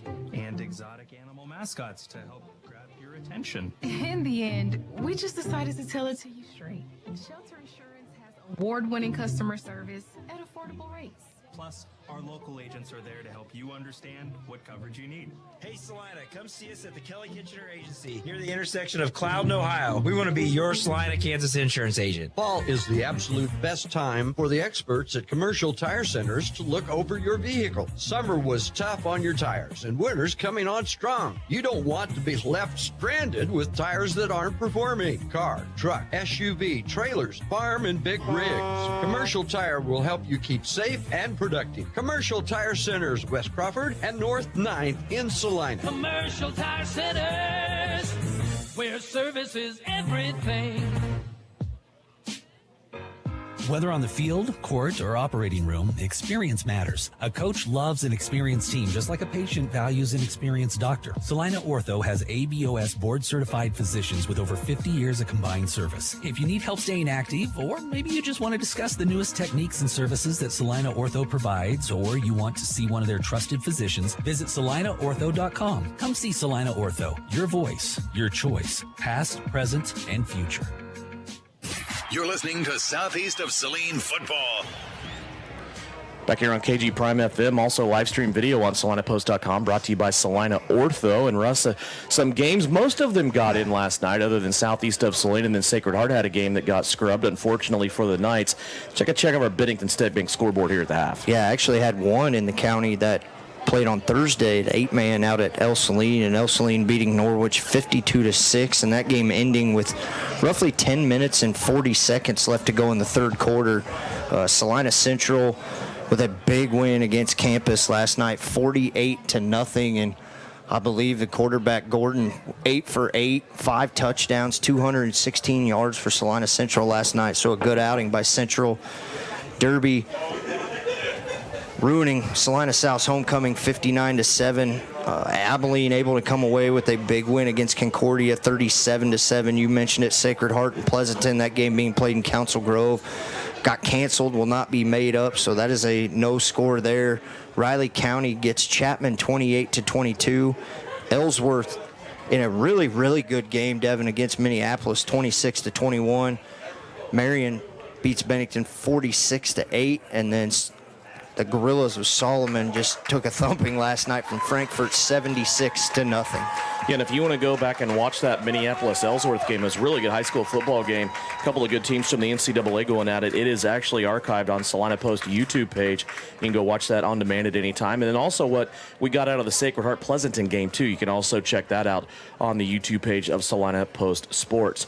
Here at halftime, it is Southeast of Saline with 24 unanswered points. They lead Beloit 24-6 at the break. Take a 2-minute timeout. Come back with more halftime. It's brought to you by Knopf Auto and Truck Accessories here on KG Prime FM. Stardust Trophy has been a family-owned business in downtown Salina since 1976. That tradition continues today. While Valerie and Wendell may be setting their sights on future vacations, Mallory is ready to serve you with a new name, products, and services. Stardust Awards and more. Personalized items and products for your office, business promotion, wedding, and of course, medals and trophies, plus so much more. Stardust Awards and more in downtown Salina since 1976, serving you at StardustTrophy.com.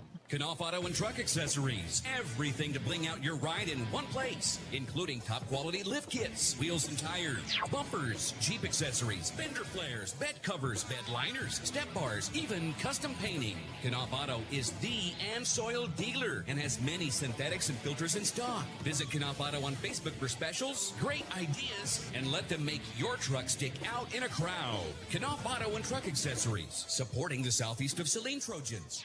The Trojans are experts in precision passes, and Everhart Precision Ag are your experts in grid soil sampling. Everhart Precision Ag does all the sampling and data analysis in-house, keeping it local and close to the farm. They're also your local channel seedsman, selling all seeds with an emphasis in corn and soybeans. Trust Matt Everhart and Lane Hensley at Everhart Precision Ag, serving Saline, Dickinson, McPherson, and Ottawa counties, and also supporting southeast of Saline Trojans. For more information, visit everhartprecision.com. The Southeast of Saline School District has a long-standing reputation for excellence. This excellence in public education has been a source of great pride and one of the factors contributing to the quality of life in our community. The Southeast of Saline Education Foundation works in partnership with the USD 306 School District and the community that it serves to maximize student potential, thereby creating a lasting legacy, not only for our children, but for our community. The Southeast of Saline Education Foundation salutes the Trojan Sports Program. You are listening to Southeast Trojan Football.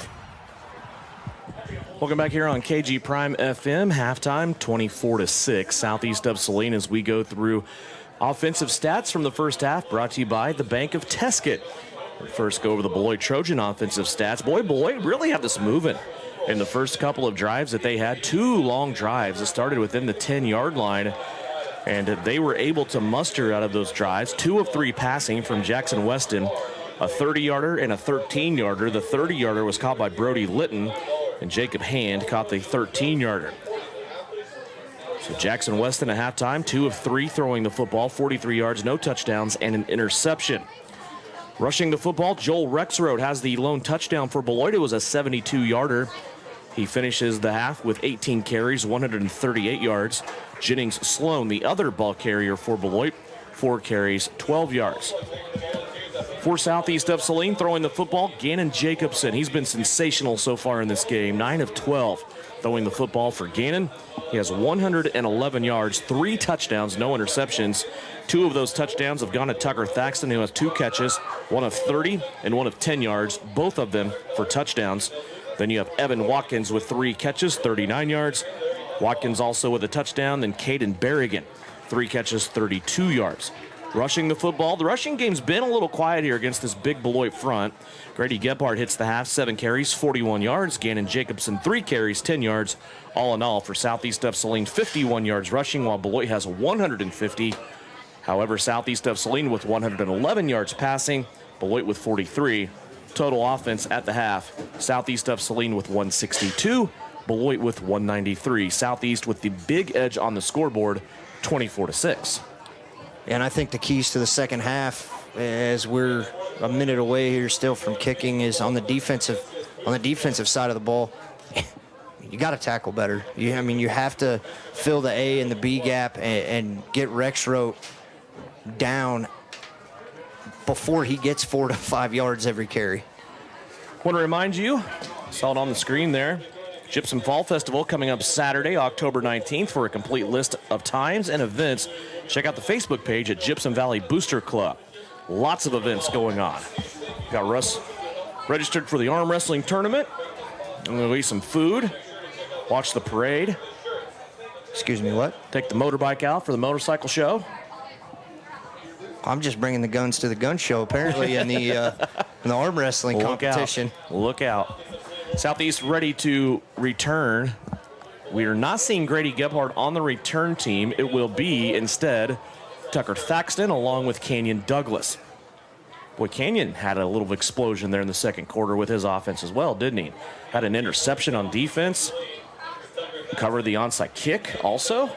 Jeez. Yeah, just having himself there. I mean, really this whole team and special teams, you heard him talk about it. We work on that pooch kick all the time, and Malachi able to get that backspin and drop it. So Southeast going to get the ball here on offense to start the second half. Look for a lot of the same out of the guys in purple. Still no rain, but things are just wet here on this artificial surface. Here's a pitch off the kickoff. Watkins turns, and he's going to pitch it to Canyon Douglas. Douglas with some room at the 40, 45, 50, cuts it back and gets to the Beloit 46-yard line. Evan Watkins just fielded that kick, turned around and two-hand chest passed it to his buddy Canyon Douglas. He said, here, you take it. Yeah. I'm going to lead block for you, as he sets the edge and gets around the corner right there to start up. Southeast is going to get the ball on the Beloit 46-yard line. Yep. That was awesome. Why not? Why not the way that first half ended? Kanan Jacobson, Grady Gebhardt back out there. Two receivers on the right. Thaxton will go in motion. They don't give it to him. Instead, they go to Gebhardt. Little jump cut, slide step to the left. He will make it from the 46 to the 41. It's a gain of 5 for Grady Gebhardt. Good to see Grady able to get that and kind of plant as he got that foot taped up a little bit and able to plant that foot in the ground, get 5 yards right there. Offensive line winning the battle on play 1 right now. Now they just have to sustain that the rest of this half. Moves the football to the 41-yard line in Beloit territory. Just underway here if you're joining us in the second half. Thanks for tuning in to KG Prime FM and also watching live stream video here on SalinaPost.com, brought to you by Salina Ortho. Here's a loss of 1 on that play. That'll bring up 3rd down and 7 after they were able to grab Grady Gebhardt in the backfield. Yeah, now Grady he's going to come off to the side. It looks like we might have an injured Beloit player or equipment malfunction. And Marion Hollub's going to come in the game at running back. Got a little helmet maintenance there, it looks like, with senior Colton Walters.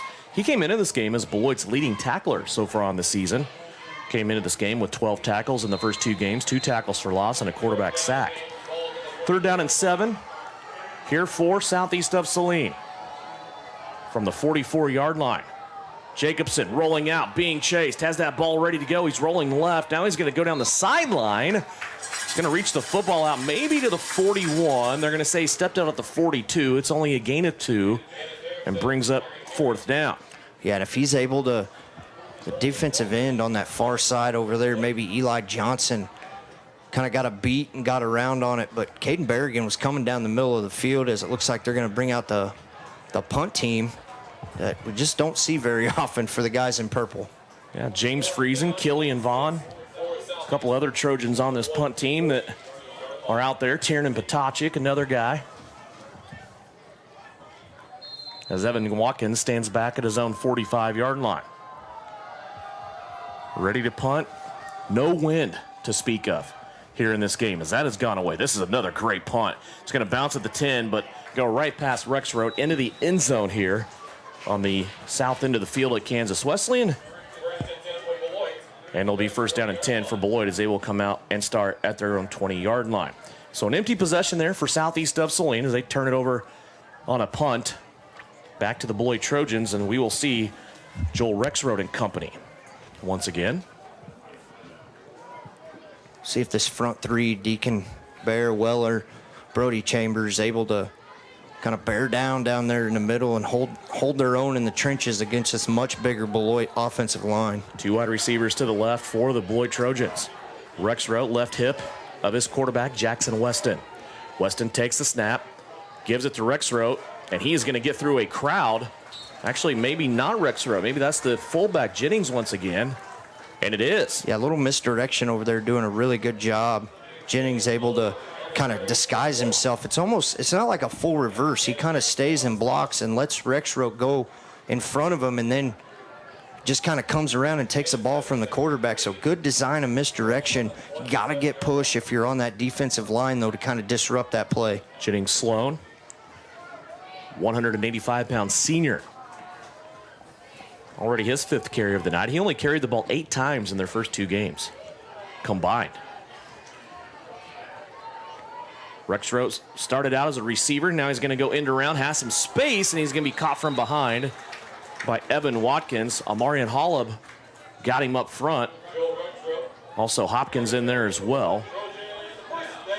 Corner's doing a good job of setting the edge and forcing Rexroth to cut back up inside. It's just the linebackers now is obviously Gebhardt out of the game now, so it looks like you'll have Watkins, maybe Killian Vaughn in there at the 2 linebacker spot. Marion Hollab out at the far corner, Tucker Thaxton, the near side corner, Gannon Jacobson at safety. Moving bodies around a little bit. Here comes Southeast on the blitz. Beloit screen pass out to the right-hand side, and Southeast is going to play very well against that screen as they hold it for no gain. Beloit might have even lost half a yard. Yeah, a good job. Weller out there early. Malachi Hopkins coming up. Weller reading that play extremely well from the defensive end. Just goes taking off out there. Malachi Hopkins doing a good job at making that tackle on the far side to bring up no gain, and now second down. Now Tucker Thaxton coming off of the field as Caden Berrigan will replace him.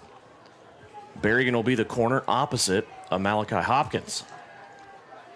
Second down and 10. Beloit with the football at their own 35-yard line. Here's Rexroth in the backfield, slung down and stopped. Coming on the run blitz that time for Southeast of Saline was Killian Vaughn. Yeah, Killian filling right there. It's just blitzing that offside guy. He sees that guard pulling to go to the right-hand side as Eli Johnson pulls. Killian just fills right behind him and is able, as Rexroth has to kind of slow up a little bit to let the guard get in front of him. Killian doing a very, very good job of getting to that backfield and now bringing up 3rd and 10 plus. 3rd down and 13. Ball back at the 32, 33-yard line. 8 minutes left to go, 3rd quarter. Big down here. High snap. Weston brings it down. Now he's going to throw it out on the screen, and with 2 receivers in the area, it landed directly between the both of them as Jacob Hand was deep. Jennings Sloan was a little more shallow.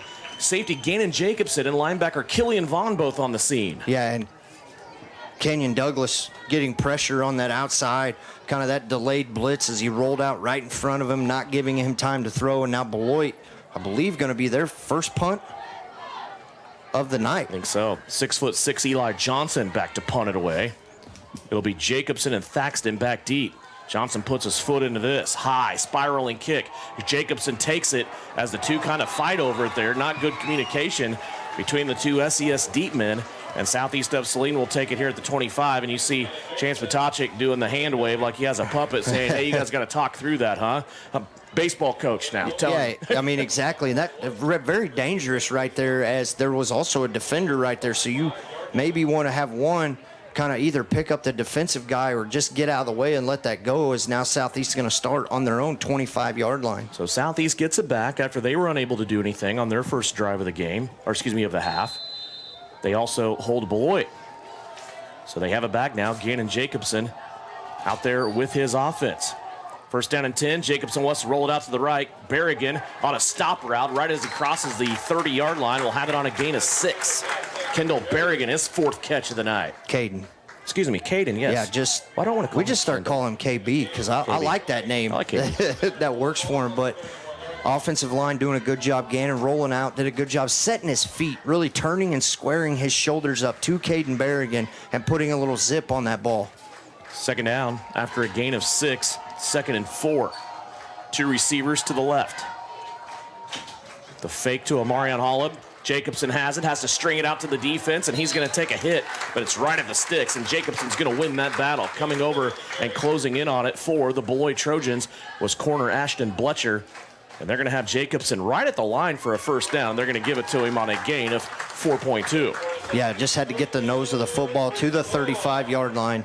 So good offensive, good 2 plays right here, positive yards every time. You keep this thing rolling as Gebhardt's still on the sideline, and Amarion Hollab is back in at running back. He's been in this whole drive, really the end of last drive, and Grady not seeing any defense either. Nose of the football, setting at the 35-yard line.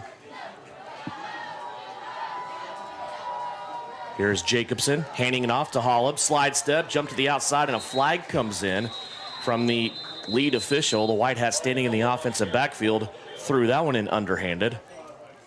It'll be a holding or a face mask, one of the 2. I believe it's going to be holding probably. We'll get the call right here.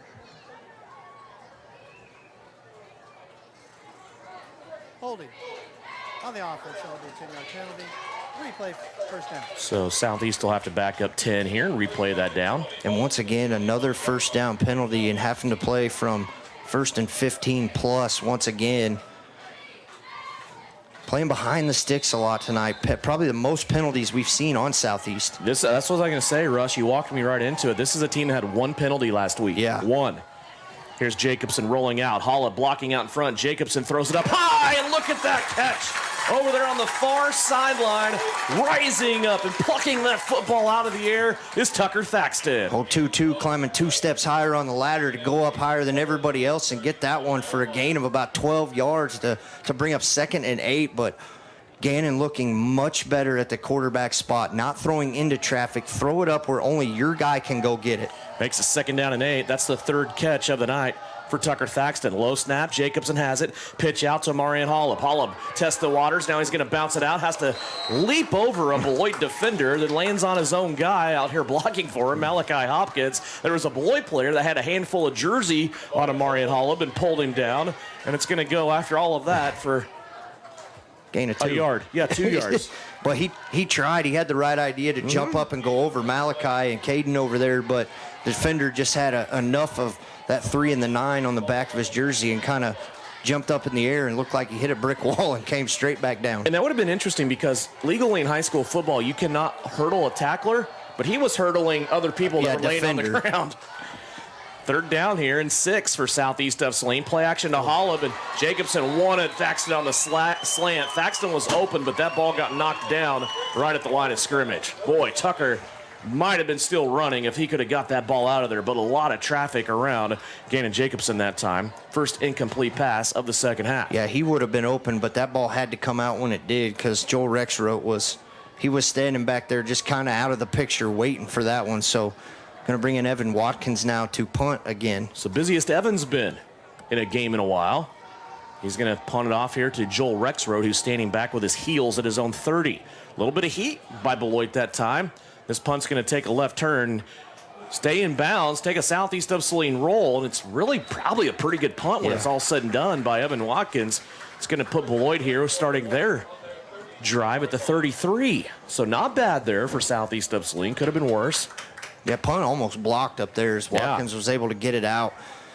But how about the English on that? I thought that thing was just going to go barreling out of bounds onto the track, and it took a hard right.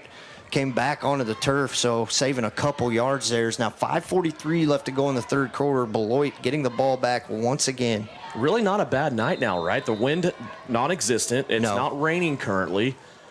Really kind of a nice fall feeling night, knock on wood. Yeah, I got to go back down there here in about 20 minutes, so we'll just hope the rain stays away.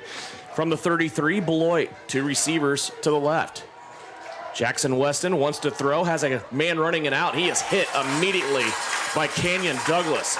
It's Joel Rexroth. He is out just across the 35-yard line, and that long pass only garners 3 yards as Canyon Douglas was on the scene. Yeah, that ball was in the air for about 15 yards for a gain of 3. And Canyon doing a good job of reading it, breaking down, reading the hips of the defender, turns to go out, plants that foot, comes up, makes a perfect form tackle when Rexroth has to go up in the air, tackles him right around the hips and goes down. That's only his 2nd reception of the season. He had 1 catch coming into this game for 4 yards.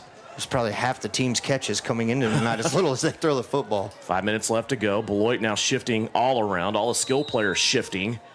And Beloit is going to have to call a timeout as they were running out of time on the play clock. First timeout of the 2nd half. It belongs to the Beloit Trojans. They will have 2 remaining with 4:58 left to go here in the 3rd quarter. Back from the Equity Bank broadcast booth with more Trojan football after this. This is something we all need in our business, home, car, and life. But do you really understand what's covered?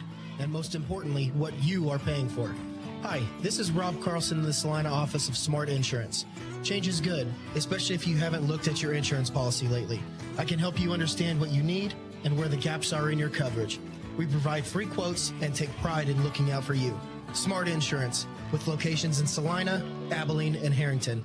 Give us a call today. You're listening to Trojan Football. Devin Haney, Russ Gossel.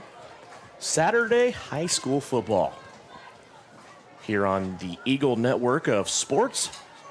Salina Post Sports, of course, on YouTube. Watching live stream video presented by Salina Ortho. Also on KG Prime FM, we had a little, not too much going on, just enough going on. Just enough. Kansas Wesleyan down playing Friends. They were in a weather delay last check. That's over on KINA tonight. Here's Beloit out of the timeout, 2nd down and 7. They're going to snap back to Jackson Weston, give it to Joel Rexrow, and he's going to tumble ahead just past the 40-yard line. Gain of 8 on the play for Rexrow. 21 carries. That's a gain of about 2 or 3 yards as they had it 2nd and 8. But he was tackled right at the line of scrimmage once again. It looked like maybe Brody Chambers, one of those front three, had him, and they've kind of moved Brody into the inside now and put Deacon and Weller on the outside, so hopefully Brody can plug that middle up and kind of try to fill those gaps in there. That'll leave 3rd down and 4 here for Beloit. 4:19 left to go in the 3rd quarter. Weston takes the snap. He's under pressure. Weller and Vaughn chasing. He'll string it all the way out to the right-hand side and have to throw it away. Coverage good on the play that time. And on just enough amount of heat coming up here for. Looks like there's a flag on the play about the 46-yard line. Ooh, okay. I don't know if you're going to get maybe. Well, they're coming over here probably to talk to Coach to see what he wants to do with it. Holding would be my guess. Play took so long to develop. Could be holding, could be an illegal man downfield. Let's check it here. They're definitely confirming Mitch Gebhardt and see here. Legal man downfield on the offense. An eligible player downfield. Down. Good call there. Evan, I'll give one to you this year. I get one right. I'll give you this one. Thank you, sir. Looks like they're going to decline the penalty, and Beloit's going to bring on the punt team. And really kind of a gutsy call there by Gebhardt, right? Yeah. Because he's gambling that 4th down and 4, they're going to punt it away. I mean, you're averaging almost 4 yards a carry if you're Beloit. Mm-hmm. That is pretty gutsy call right there, but Beloit in the true punt formation right now. Looks like Gannon Jacobson back to return this punt. Eli Johnson once again out there to punt it away. His last punt was beautiful. See what he can get into this one. This one's going to be short. And a line drive to Jacobson. Drives him back to the 17-yard line. Gannon starts to go left, out across the 25. He's going to get to the 30, and then brought down there just as he crosses the 30-yard line. So you go back here, and Beloit opens the game with a 15-play drive. They've only ran 9 plays in this 3rd quarter with 3:55 left, having the ball twice. So defense standing up, doing a better job. Now the offense got to get something going. Both offenses kind of stagnant right here in this 3rd quarter. We are still playing even. No points here in the 2nd half yet. 24-6 as the rain starts falling once again. Heavy rain coming down here at the stadium at Kansas Wesleyan. Jacobson has it. He'll give it to Amarian Holub, and Holub is going to be dropped in the backfield, lost a yard. Yeah, tough right there. You can see that the fans are scrambling now. They're seeing what we're seeing through the lights. Hopefully this one doesn't last long like the last one did. But if you're Southeast, your offensive line right now is doing a great job, don't get me wrong, in the passing game, giving Gannon plenty of time to roll out and throw the ball, but the running game just not there right now. 2 receivers to the right, 1 to the left for Southeast of Saline. Jacobson, high snap. Him and Holub kind of got tangled up there. Amarian's going to surge ahead, get across the 30 to the 32-yard line, and he'll have a gain of 3. And that will bring up 3rd and long here for Southeast of Saline. It'll be about a 3rd down and 8. And you got to wonder, haven't seen bad snaps from Drew Weller really all year. You got to wonder if now the football getting wet, again, the rain coming down, if that's what's causing these snaps to kind of go errant in different directions. 3rd and 8, Southeast of Saline has to get to the 40-yard line for a new set of downs. Thaxton over the middle. It's caught. Thaxton tumbles ahead to the 45. What a frozen rope. That was a laser as Gannon Jacobson unleashes the cannon. Offensive line giving him plenty of time, but I'm going to go back. Tucker Thaxton running right at your defender. Run him off. Little shoulder shake, right foot. Gannon unleashes the cannon right in the middle of the field to bring up a 1st down at the 45-yard line. He may be unstoppable, honestly. After what we saw last week, what we're seeing here tonight, that connection was really good. Here's a face mask high snap. Jacobson will take it. He's off to the races. through the second level, breaks it out to the left, and he's going to be tackled by Beloit inside of the 35-yard line. And it's all set up, right? You have to, that play fake where he's rolling out and getting wide open receivers down the field, and you have to stay true to that. But a good fake, a couple fakes in the backfield, Gannon just pulls that out, and it just parted right up the middle. Offensive line doing their best job of the night on that run. 21 yards by Gannon Jacobson. That's the longest run for him tonight. Now he wants to throw. Being chased, throws it out. Right-hand side, I think he might have thrown this one away. Took a shot that time from Eli Johnson coming through the line of scrimmage. Yeah, kind of threw it out a little bit. Only Caden Berrigan was going to be able to get to it. Probably just threw that one away, knew that guy was bearing down on him, and he's kind of got hands on knees right now, as that was a big, big shot that he took right there. You might want to see if you're him. We've seen him a couple times early, not getting rid of the ball soon enough to try to avoid those hits. Eli's not a small fella, as we've talked about. He's 6'6", 240. Well, none of them guys out there are small fellas. 1:58 left to go. Incomplete pass stops the clock. Just under 2 minutes left to go in the third quarter. Second down and 10. Southeast of Saline once again in Beloit territory. Here's the fake to Hollop. Jacobson keeps it. Big stiff arm. Now he's going to plant the foot, get inside the 30, and go to the 27. It's a gain of 7 on second down and 10 by Gannon Jacobson. It takes us under 2 minutes to go. The sixth play of that drive, and now third down and very manageable. Got 2 plays, obviously, right here from where you're at on this spot of the field to get first down and see if maybe they go back to that quick slant, quick throw again, as Tucker Thaxton's going to line up in the slot on the left-hand side. Third down and 4 for Southeast of Saline. Ball sitting at the 28-yard line. Jacobson checks with the sideline. Now he's going to move Watkins to the right-hand side. Still standing behind the line of scrimmage. High snap once again. They bring it down. Holland, he has space, cuts it out right-hand side. This play's over. Amarian Holland into the end zone from 28 yards away. His second touchdown of the season. Offensive line. First of all, Gannon Jacobson did a good job getting that ball down, first of all. But that thing just parted like the Red Sea. Evan Watkins laid the clearing out block. Amarian Holla plant that left foot, run a little bit west, then heads due south right across the goal line, 4-6. Very, very good job right there, and a good drive. 7 plays, took about 3 minutes off the clock right there. There's not a lot of wasted motion. When Hollop gets going north and south, so to speak, he gets there quickly. 2-point conversion, little trickeration here, and guess who? It's Amarian Hollop into the end zone. 2-point conversion. 1:08 left to go here in the third. We have our first points of the second half, and it belongs to Southeast of Saline. Their run continues, now scoring 32 unanswered points. They lead Beloit 32-6 here on KG Prime. Water backing up into your home? Time is crucial. Hours are precious to minimize the mess and damage. That is where Salina Septic Service looks out for you with direct access to their dispatch board, so you can schedule the first available appointment. Upload pictures and description of your problem on the Salina Septic Service website and secure your appointment 24 hours a day, 7 days a week. Money-saving specials now and information on worry-free service plans when you visit salinasepticservice.com. You're listening to Southeast of Saline Football. Back here on KG Prime FM from the Equity Bank broadcast booth. Devin Haney, Russ Kossel, Chris Cadle producing and engineering. 32-6, Southeast of Saline. Amarian Hollop gets his second rushing touchdown of the year. That's on a 28-yarder. That's really a feel-good touchdown for Southeast, right? The two teams kind of going back and forth. The rain's coming through. And you go down the field and have a big pass to convert to Tucker Thaxton. Thaxton had 2 catches, 27 yards on that drive. And it's Amarian Hollop who gets into the end zone. The junior gets there in a hurry. Yeah, he north and south really fast. You and I were just talking about it.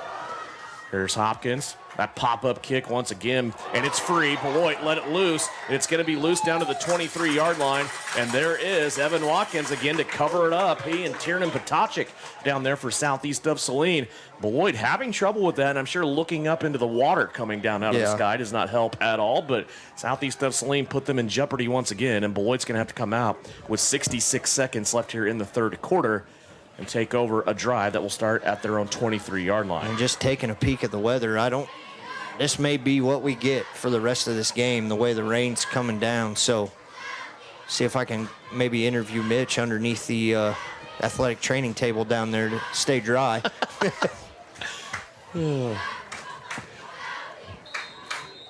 Beloit first down and 10.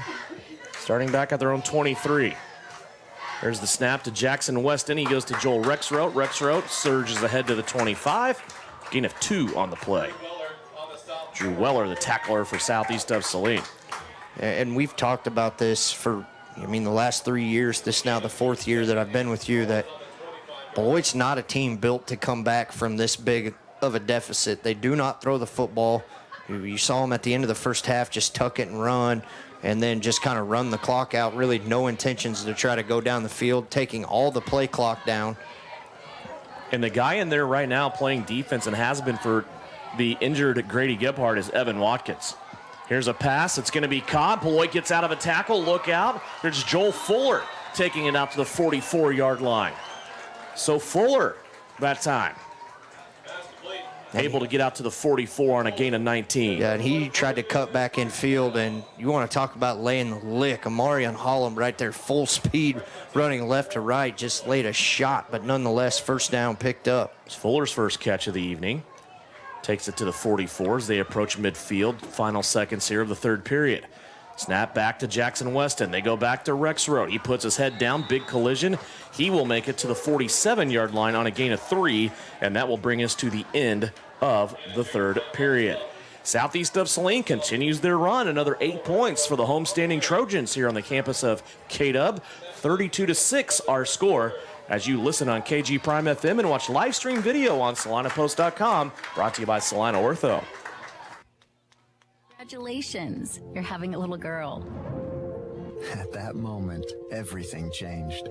Our hopes and dreams for ourselves were instantly replaced by our hopes and dreams for her.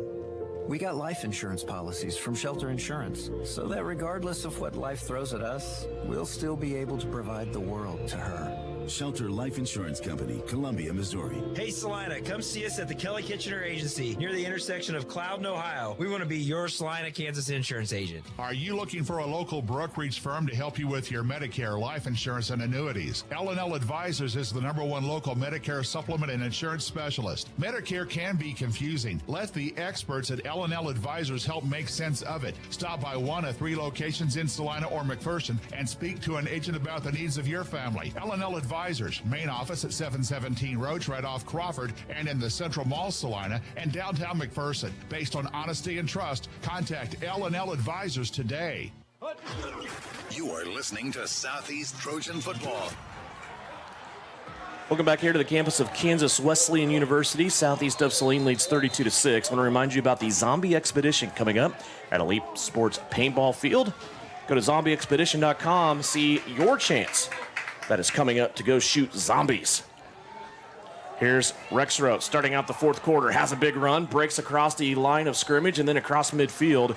He's going to be brought down at the 39-yard line as they move it into Southeast of Saline territory. That was a gain of 13 yards for Joel Rexroth as he continues to pile on the yardage. And just the third first down of this second half for Beloit. Wow. As Southeast only has 3 as well, but they also have that one that went across the goal line for a touchdown to get 6 points. Yeah, playing without their leading tackler on defense in Grady Gebhardt. Yeah, averaging 10.5 tackles a game. Beloit at the 39. First down and 10. Just underway here, fourth quarter. Southeast leading 32-6. Here's Weston. Back to pass. Little head and shoulder twitch. He's going to throw it to the receiver. Intended there, it's Jacob Hand. And good coverage on the play that time for Southeast of Saline by Gannon Jacobson and Berrigan. Yeah, Weston wants that one back because Jacob Hand put on a double move on a pump fake out there on Caden Berrigan and just kind of left him standing still and had about 8 yards beat on him, and that ball kind of underthrown. And luckily it was, as Gannon was able to get over there and knock that one down. But yeah, just a great move by Jacob Hand on the outside, similar to what we saw Thaxton score on that double move for Southeast. Yeah, 11:19 left to go. Go back to Rexroth. Their bell cow stymied at the line of scrimmage and stopped there. Third down and 9 coming up. Brody Chambers, first one there, put on a little swim move up at the top and grabbed Rex Rote. Didn't allow him to go anywhere, so now third and a long 9 yards right here for Beloit. You know, somebody that I find is taking for granted, not only this year but last year too, and somebody that is sacrificing his body in this game is Killian Vaughn. He has been exceptional in this game. Yeah, he is coming on that backside blitz. He's going on the backside and just throwing his body into those offensive linemen to try to cause some chaos as we'll get the 7th play of this drive right here for Beloit. Remember, Killian got hurt late in the year last year, and I really think that affected Southeast more than what we thought in the game against Hoisington in the playoffs where Southeast of Saline was ousted. Here's a ball that goes over the head of Jacob Hand, and then he paid for it as Kenyon Douglas came over to clean things up on the big hit. And now they threw a flag over there, and I wonder if you're going to get it on the sideline that they wanted maybe a late hit, but Kenyon never really lowered his shoulder. He just kind of ran through it. Exactly. That's all he did. He never lowered. He runs straight up. In fact, if he puts his hands up, he might intercept that football. Get out of my head. You stole my words. That's awesome. But we'll see what they're going to call right here. Is Beloit's already backing up like it's going to be on them. So, yeah, like you said, there may have been something. May have been something said. Maybe muttered. Dead ball. Unsportsmanlike. Unsportsmanlike conduct. Okay. They'll say on the offense, but I think we know when I saw the headset go flying over there where that came from. But So? that changes the mind, right? Because now you're at 4th and 9, but I mean now you're at 4th and 15, so 4th and 25. 24, So 25. Yeah, you're back all the way on the other side of midfield at about the 47-yard line.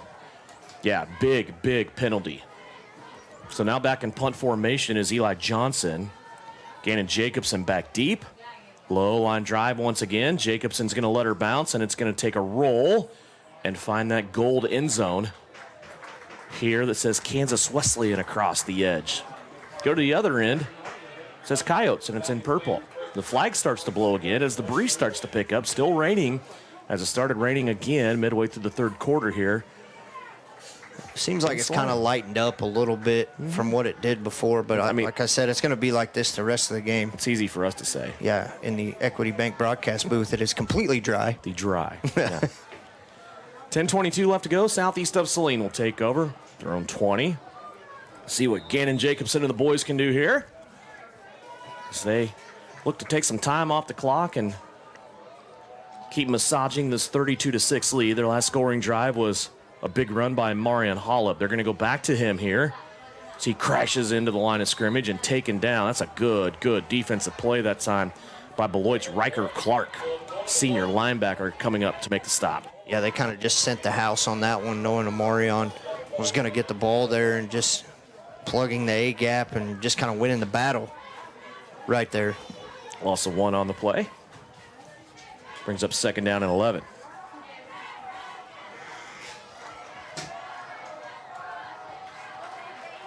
Jacobson, 2 receivers to the right.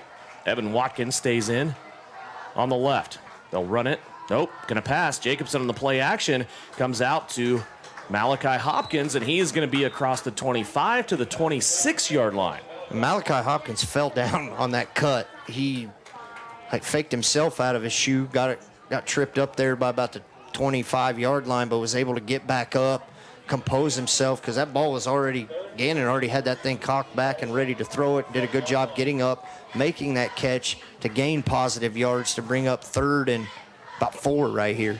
Malachi Hopkins is the 5th receiver to catch a ball from Gannon Jacobson tonight. Gannon's been really good. He's already caught one. He caught that 2-point conversion. 3rd down and 3. Back to Amarian Hollop. He comes through the line of scrimmage. Might have got half of it. About a yard and a half here.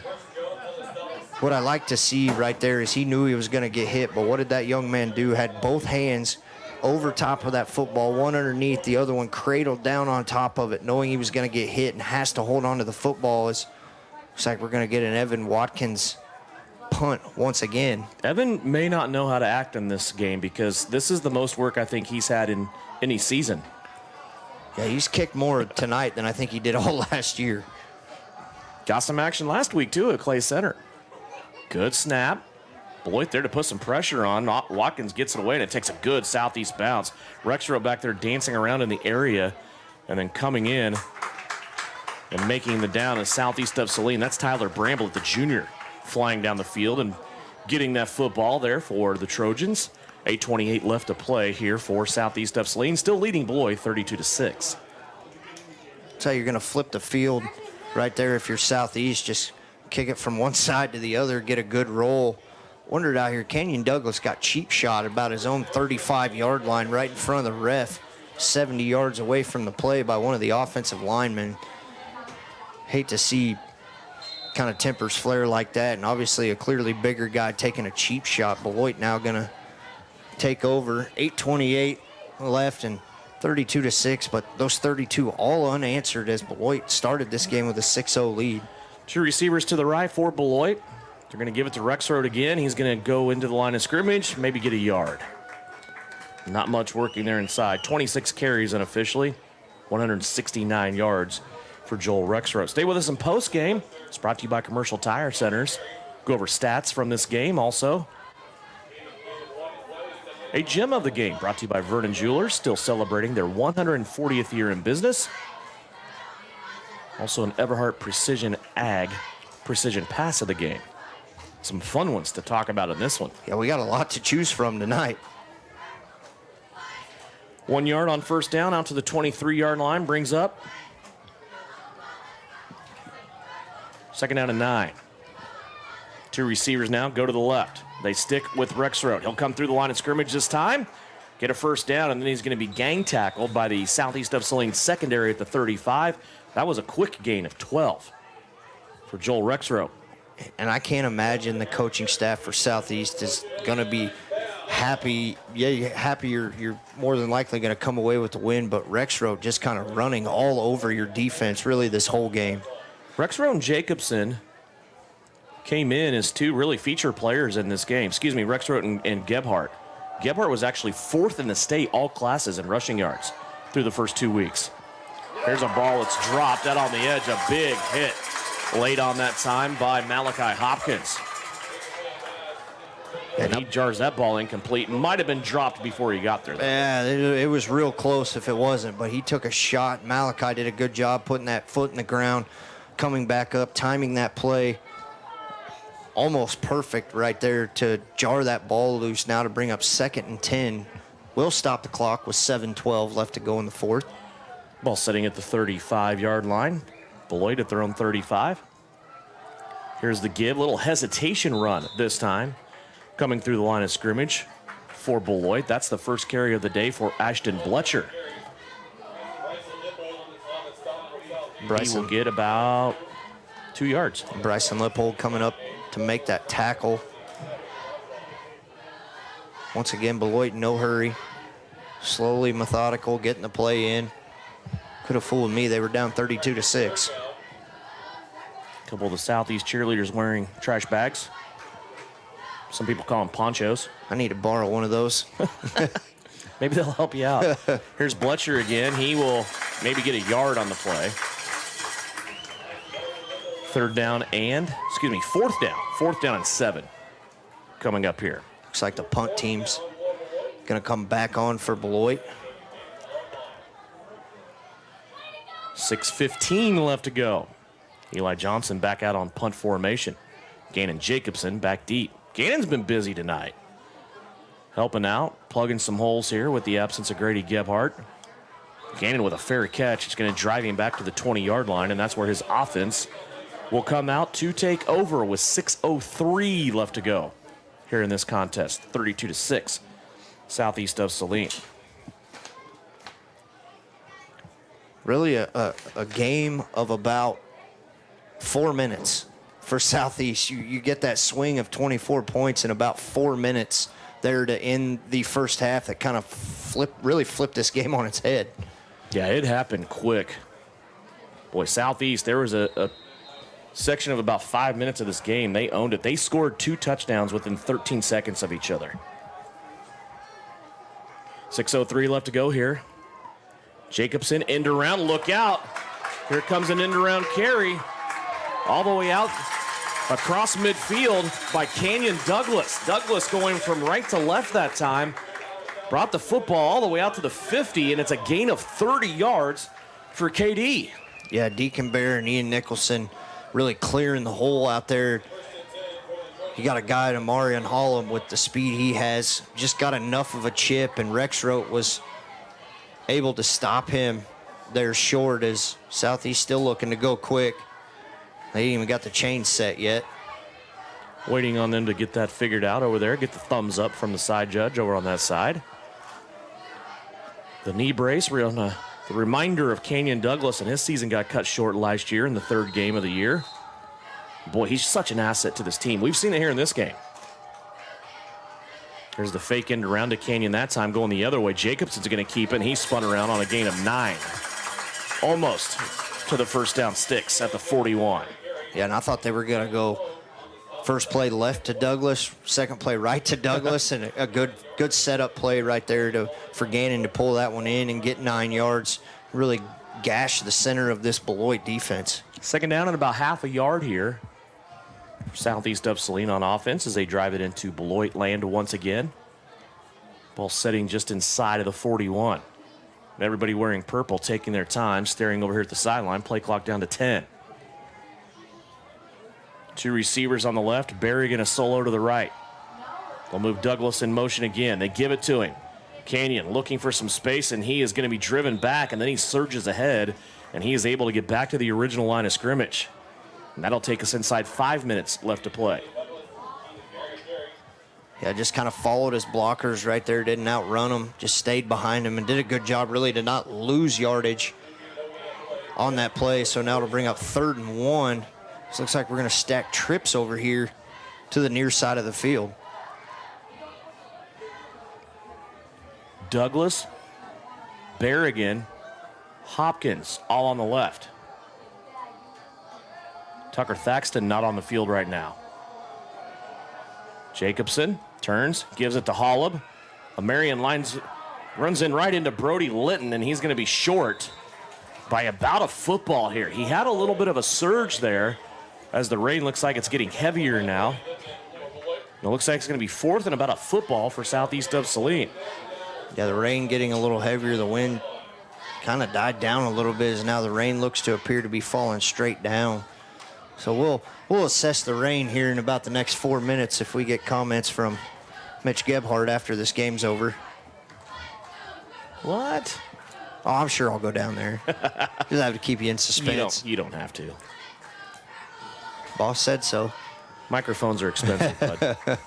4th down and about a football here for Southeast of Saline. Thaxton back on the field. He goes in motion. Jacobson will fake it to him. Then Jacobson chopped down, and he is close to the first down yardage. Gannon made a little bit of a reach there, knowing where the sticks are at. Both officials come running in right at the 40, and now they place the football behind the 40-yard line, according to the stick on the other side. That is not enough, and it'll be a turnover on downs for Southeast of Saline. But they take a good amount of time off the clock here. 3:39 left to go now. Yeah, it took about 3 minutes off the clock right there. Started that drive with a little over 6 minutes to go. So I think you did your job if that's what you wanted to do. Obviously, you always want to come away with points, but nonetheless, just kill time off that clock because it seemed like on that last drive, Beloit was ready to throw in the towel. 1st down and 10. Beloit takes over at the 41-yard line.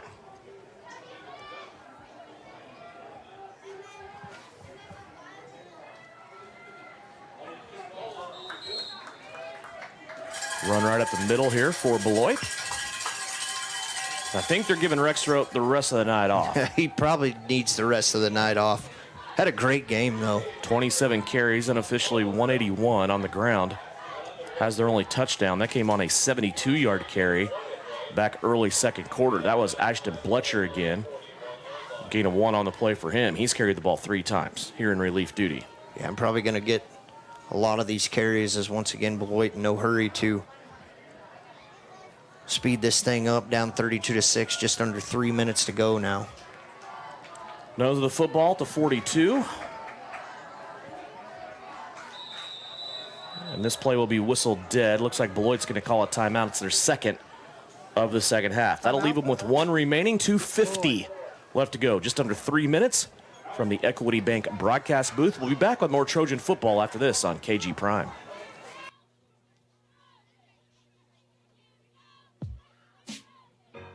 Whether on the field, court, or operating room, experience matters. A coach loves an experienced team just like a patient values an experienced doctor. Salina Ortho has ABOS board-certified physicians with over 50 years of combined service. If you need help staying active, or maybe you just want to discuss the newest techniques and services that Salina Ortho provides, or you want to see one of their trusted physicians, visit salinaortho.com. Come see Salina Ortho, your voice, your choice, past, present, and future.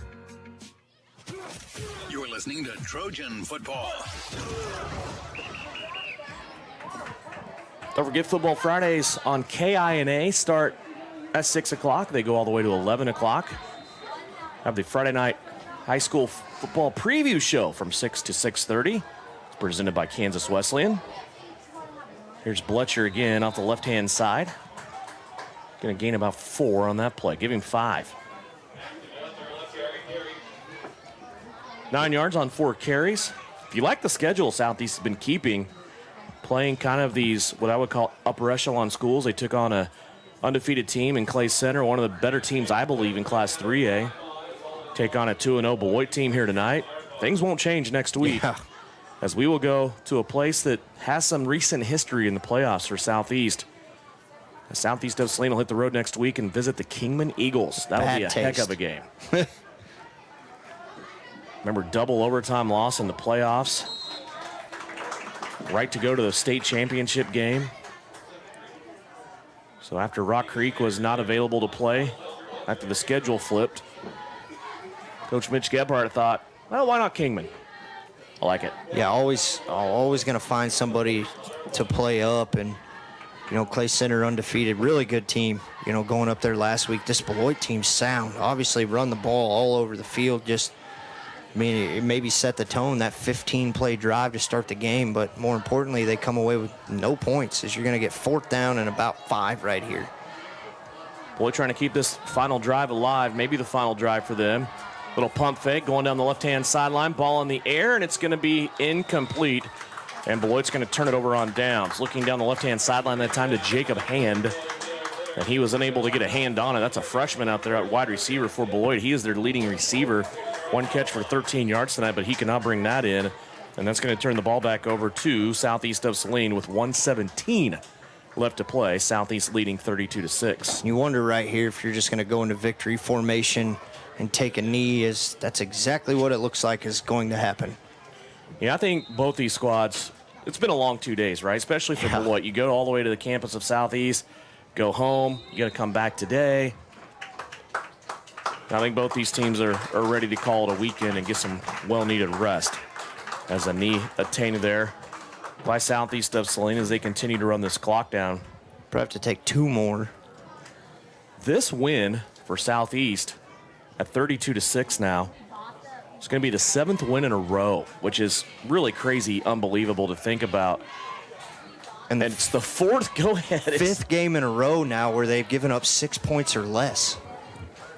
Yeah, and the 4th game in a row where they've given up exactly 6. Yeah, that 5th game being 0. Unbelievable. And we talk about it quite a bit. This was the team that, when Coach Gebhardt took over, man, Beloit was just, they were a pain in the saddle.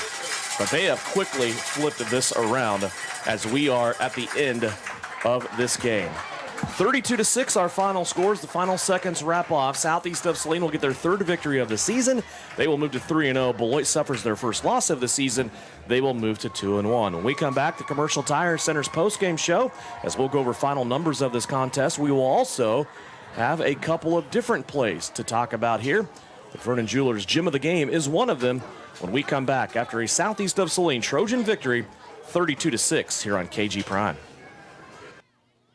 Fall is the absolute best time for the experts at Commercial Tire Centers to look over your vehicle. Summer was tough on your tires, and winter's coming on strong. You don't want to be left stranded with tires that aren't performing. Car, truck, SUV, trailers, farm, and big rigs. Commercial Tire will help you keep safe and productive. Commercial Tire Centers, West Crawford and North 9th in Salina. Commercial Tire Centers, where service is everything.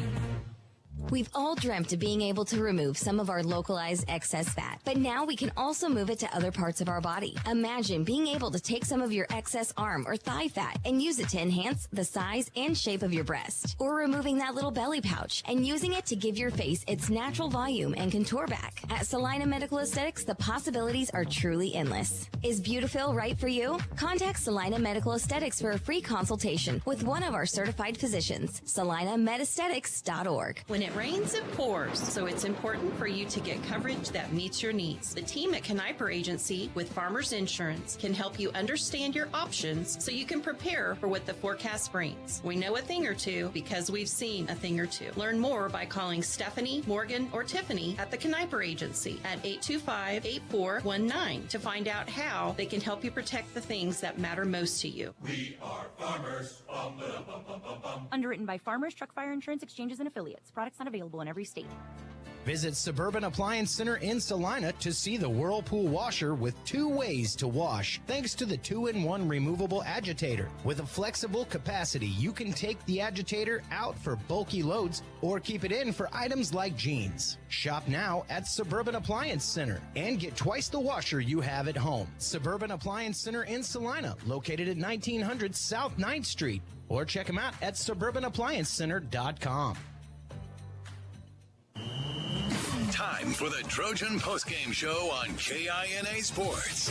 Stick around for the game recap, final stats, and reaction from the coach. This is Trojan Football on KINA.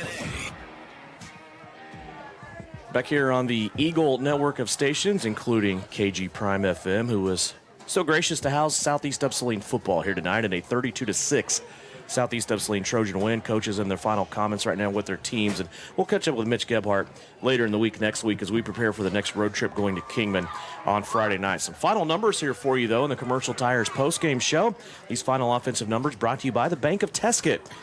When you look at Beloit tonight, they were led, of course, on the ground by Joel Rexer. A big night for him. 27 carries, 181 yards, and a touchdown. Jackson Weston finished 5 of 11 passing. For Southeast Saline, Gannon Jacobson was just pretty good. He was 13 of 18, ended up with 152 yards, 3 touchdowns, no interceptions. He threw passes to Caden Berrigan, who caught 4 for 38. Tucker Thaxton, who caught 4 for 67 and 2 touchdowns. Another touchdown from Evan Watkins, who caught 3 for 39. 1 for Malachi Hopkins, who caught 1 for 8. And a catch for Kenyon Douglas, who caught 1 for 16. In the rushing game, Jacobson also the leader there. 8 carries, 53 yards for Gannon Jacobson. 9 carries, 45 yards for Grady Gebhardt. Most of those in the first half. He only had 2 carries in the second half. 7 carries, 33 yards and a touchdown for Marion Hollub. And 1 carry, it was a big one though, from Kenyon Douglas of 30 yards. Final numbers for you. Southeast Saline, 161 yards rushing. Beloit had 210. Southeast Saline, 152 in the air. Beloit had 65. Total offensive numbers, Southeast Saline, 313 yards unofficially. Beloit had 275. Those stats brought to you by the Bank of Tesket. Our Everhart Precision Pass of the game brought to you by Everhart Precision Ag. I don't know if it was that great of a pass, but that's what makes it that great of a play, was the 2-point conversion to Malachi Hopkins in the left-hand side of the end zone. Jacobson was in trouble. He kind of put the ball up there in a spot where we talk about all the time. It's either incomplete or a catch. Malachi climbed the ladder, brought that one back down for a big 2-pointer. Southeast of Saline tonight, Russ, 4 of 4 on point afters. Yeah, and that's another touchdown on the board when you look at it that way. So a good job right there. And the catch of the game brought to you by Precision Ag, and we'll flip it, and I'll challenge you again after that. What do you got for your Vernon Jewelers gem of the game that we had? I mean, you got a lot to pick from in that little span there at the end of the second quarter. I have one in mind. We'll see if you agree. I have too much because I'm looking at this team. Your leading rusher, one of the state's leading rushers, your leading tackler, your guy on defense playing middle linebacker, Grady Gebhardt goes out with an injury. He was not on the field much at all in the second half. But you have other guys stepping up, especially offensively. Amarian Hollub, he gets his second rushing touchdown. This one came at a key time in this game. He stepped it up. Then you sit there and you look, Evan Watkins inserts him into that spot where Gebhardt was playing middle linebacker on defense. Watkins was big tonight on offense as well. Kenyon Douglas was big tonight. Kenyon had an interception. He also covered up an onside kick or the kick that got loose. You and I were talking on the way home from Clay Center. I talked to Coach Gebhardt a little bit about it. It just seemed that this team, to be very, very good, you got to be diverse. And this team was pro Thaxton, Gebhardt on offense. And they're like, who's going to step up and help these guys out? Because you go against a good defense, they're going to take away your best guys, right? So tonight we saw Jacobson complete passes to 5 different guys. We saw Gebhardt go out. Gannon did a lot tonight as well. He was back returning punts. He was running the ball a little bit. But it's just you're talking about different guys. And in that flurry the Southeast of Saline put together there in the second quarter where they scored 2 touchdowns within 13 seconds of each other. They scored 3 touchdowns within 2 minutes and 20 seconds of each other. They scored 4 touchdowns in the span of about 3.5 minutes. That's unbelievable. Yeah. It's different guys making different plays. I think just the team aspect is really what's going to shine down the road because now these guys have confidence. Yeah. You know, some of these guys that you're expecting more out of, like a Malachi Hopkins, like an Evan Watkins, a Kenyon Douglas who missed most of the year last year, they have confidence now that they can be the guys. Amarian Olive, another guy, where you're playing behind that consistent offensive line. You have a quarterback now that shook off the first game and a subpar performance there. He's been an absolute stud the last 2 weeks. Now these guys have confidence, and I think that is really the gem of the game, brought to you by Vernon Jewelers. Yeah, and I was going to go in the same route. I mean, you got to talk about the guys who stepped up, just like you said, and we talked about it. So who's going to step up besides Tucker Thaxton? And we saw that tonight. But then again, I think you got to go back to the whole thing of the bend, don't break. Rex wrote runs for almost 200 yards tonight, but only 6 points to go with it. So your defense really stood up, was on the field. I mean, the defense was on the field for the first 10 minutes of this ball game. Your offense didn't even see the field till almost the second quarter. So the defense stepped up, played great, kept them 6 out. But you're right, that those guys stepping up on the offensive side of the ball. And I think we saw Gannon grow up a lot tonight against this Beloit team. Yeah, and what a weekend, right? You kind of go out and you go to the football field, one of our favorite places. And, you know, we just visited last night. We get to come back and do it again tonight. And the weather just playing havoc. And Trojans played havoc on the field here with Beloit as they get an NCAA victory. Now there's a 2-man race for first place as Southeast F. Saline tries to go for another league title. They look down the road now to Ellsworth. And, again, it's that game 8 later on down the year. I know Coach Gephardt's not going to talk about it now. That's our job. But you have 2 teams here close by with Southeast of Saline and Ellsworth in the NCAA. They're both 3-0 after Ellsworth's big victory over Minneapolis last week. Southeast of Saline gets it done here on a Saturday night at K-Dub, 32-6, our final score. We'll turn it all around, and we will do it hopefully on a normal Friday night next week as Southeast of Saline visits the Eagles of Kingman. That will be a good one. There's a lot of recent history between these two teams, including the double overtime loss that we talked about in the playoffs just 2 years ago. Of course, they met again in the playoffs last year. Southeast F. Saline took care of business there in what was really kind of a really good game. Just not as good as the first one that we had that Southeast came out on the short end of the stick. But we'll go to Kingman next week. Football Friday here on KINA starts at 6 o'clock with our Friday night preview show brought to you by Kansas Wesleyan. Then we have Trojan and pregame starting at 6:30. Kickoff at 7 o'clock. And then, of course, the statewide scoreboard show brought to you by Salina Surgical Hospital comes on from 10 until 11. That's all next Friday night. Everybody deserves some rest, and everybody deserves a lot of credit here at Eagle, including Chris Cadle setting in the studio, making sure everything goes off without a hitch. Also, Trey Tolley helping out on video this weekend as well. Always appreciate his superb help. Russ Castle, my name's Devin Haney. Have a good rest of your weekend. Try to stay dry. We will talk.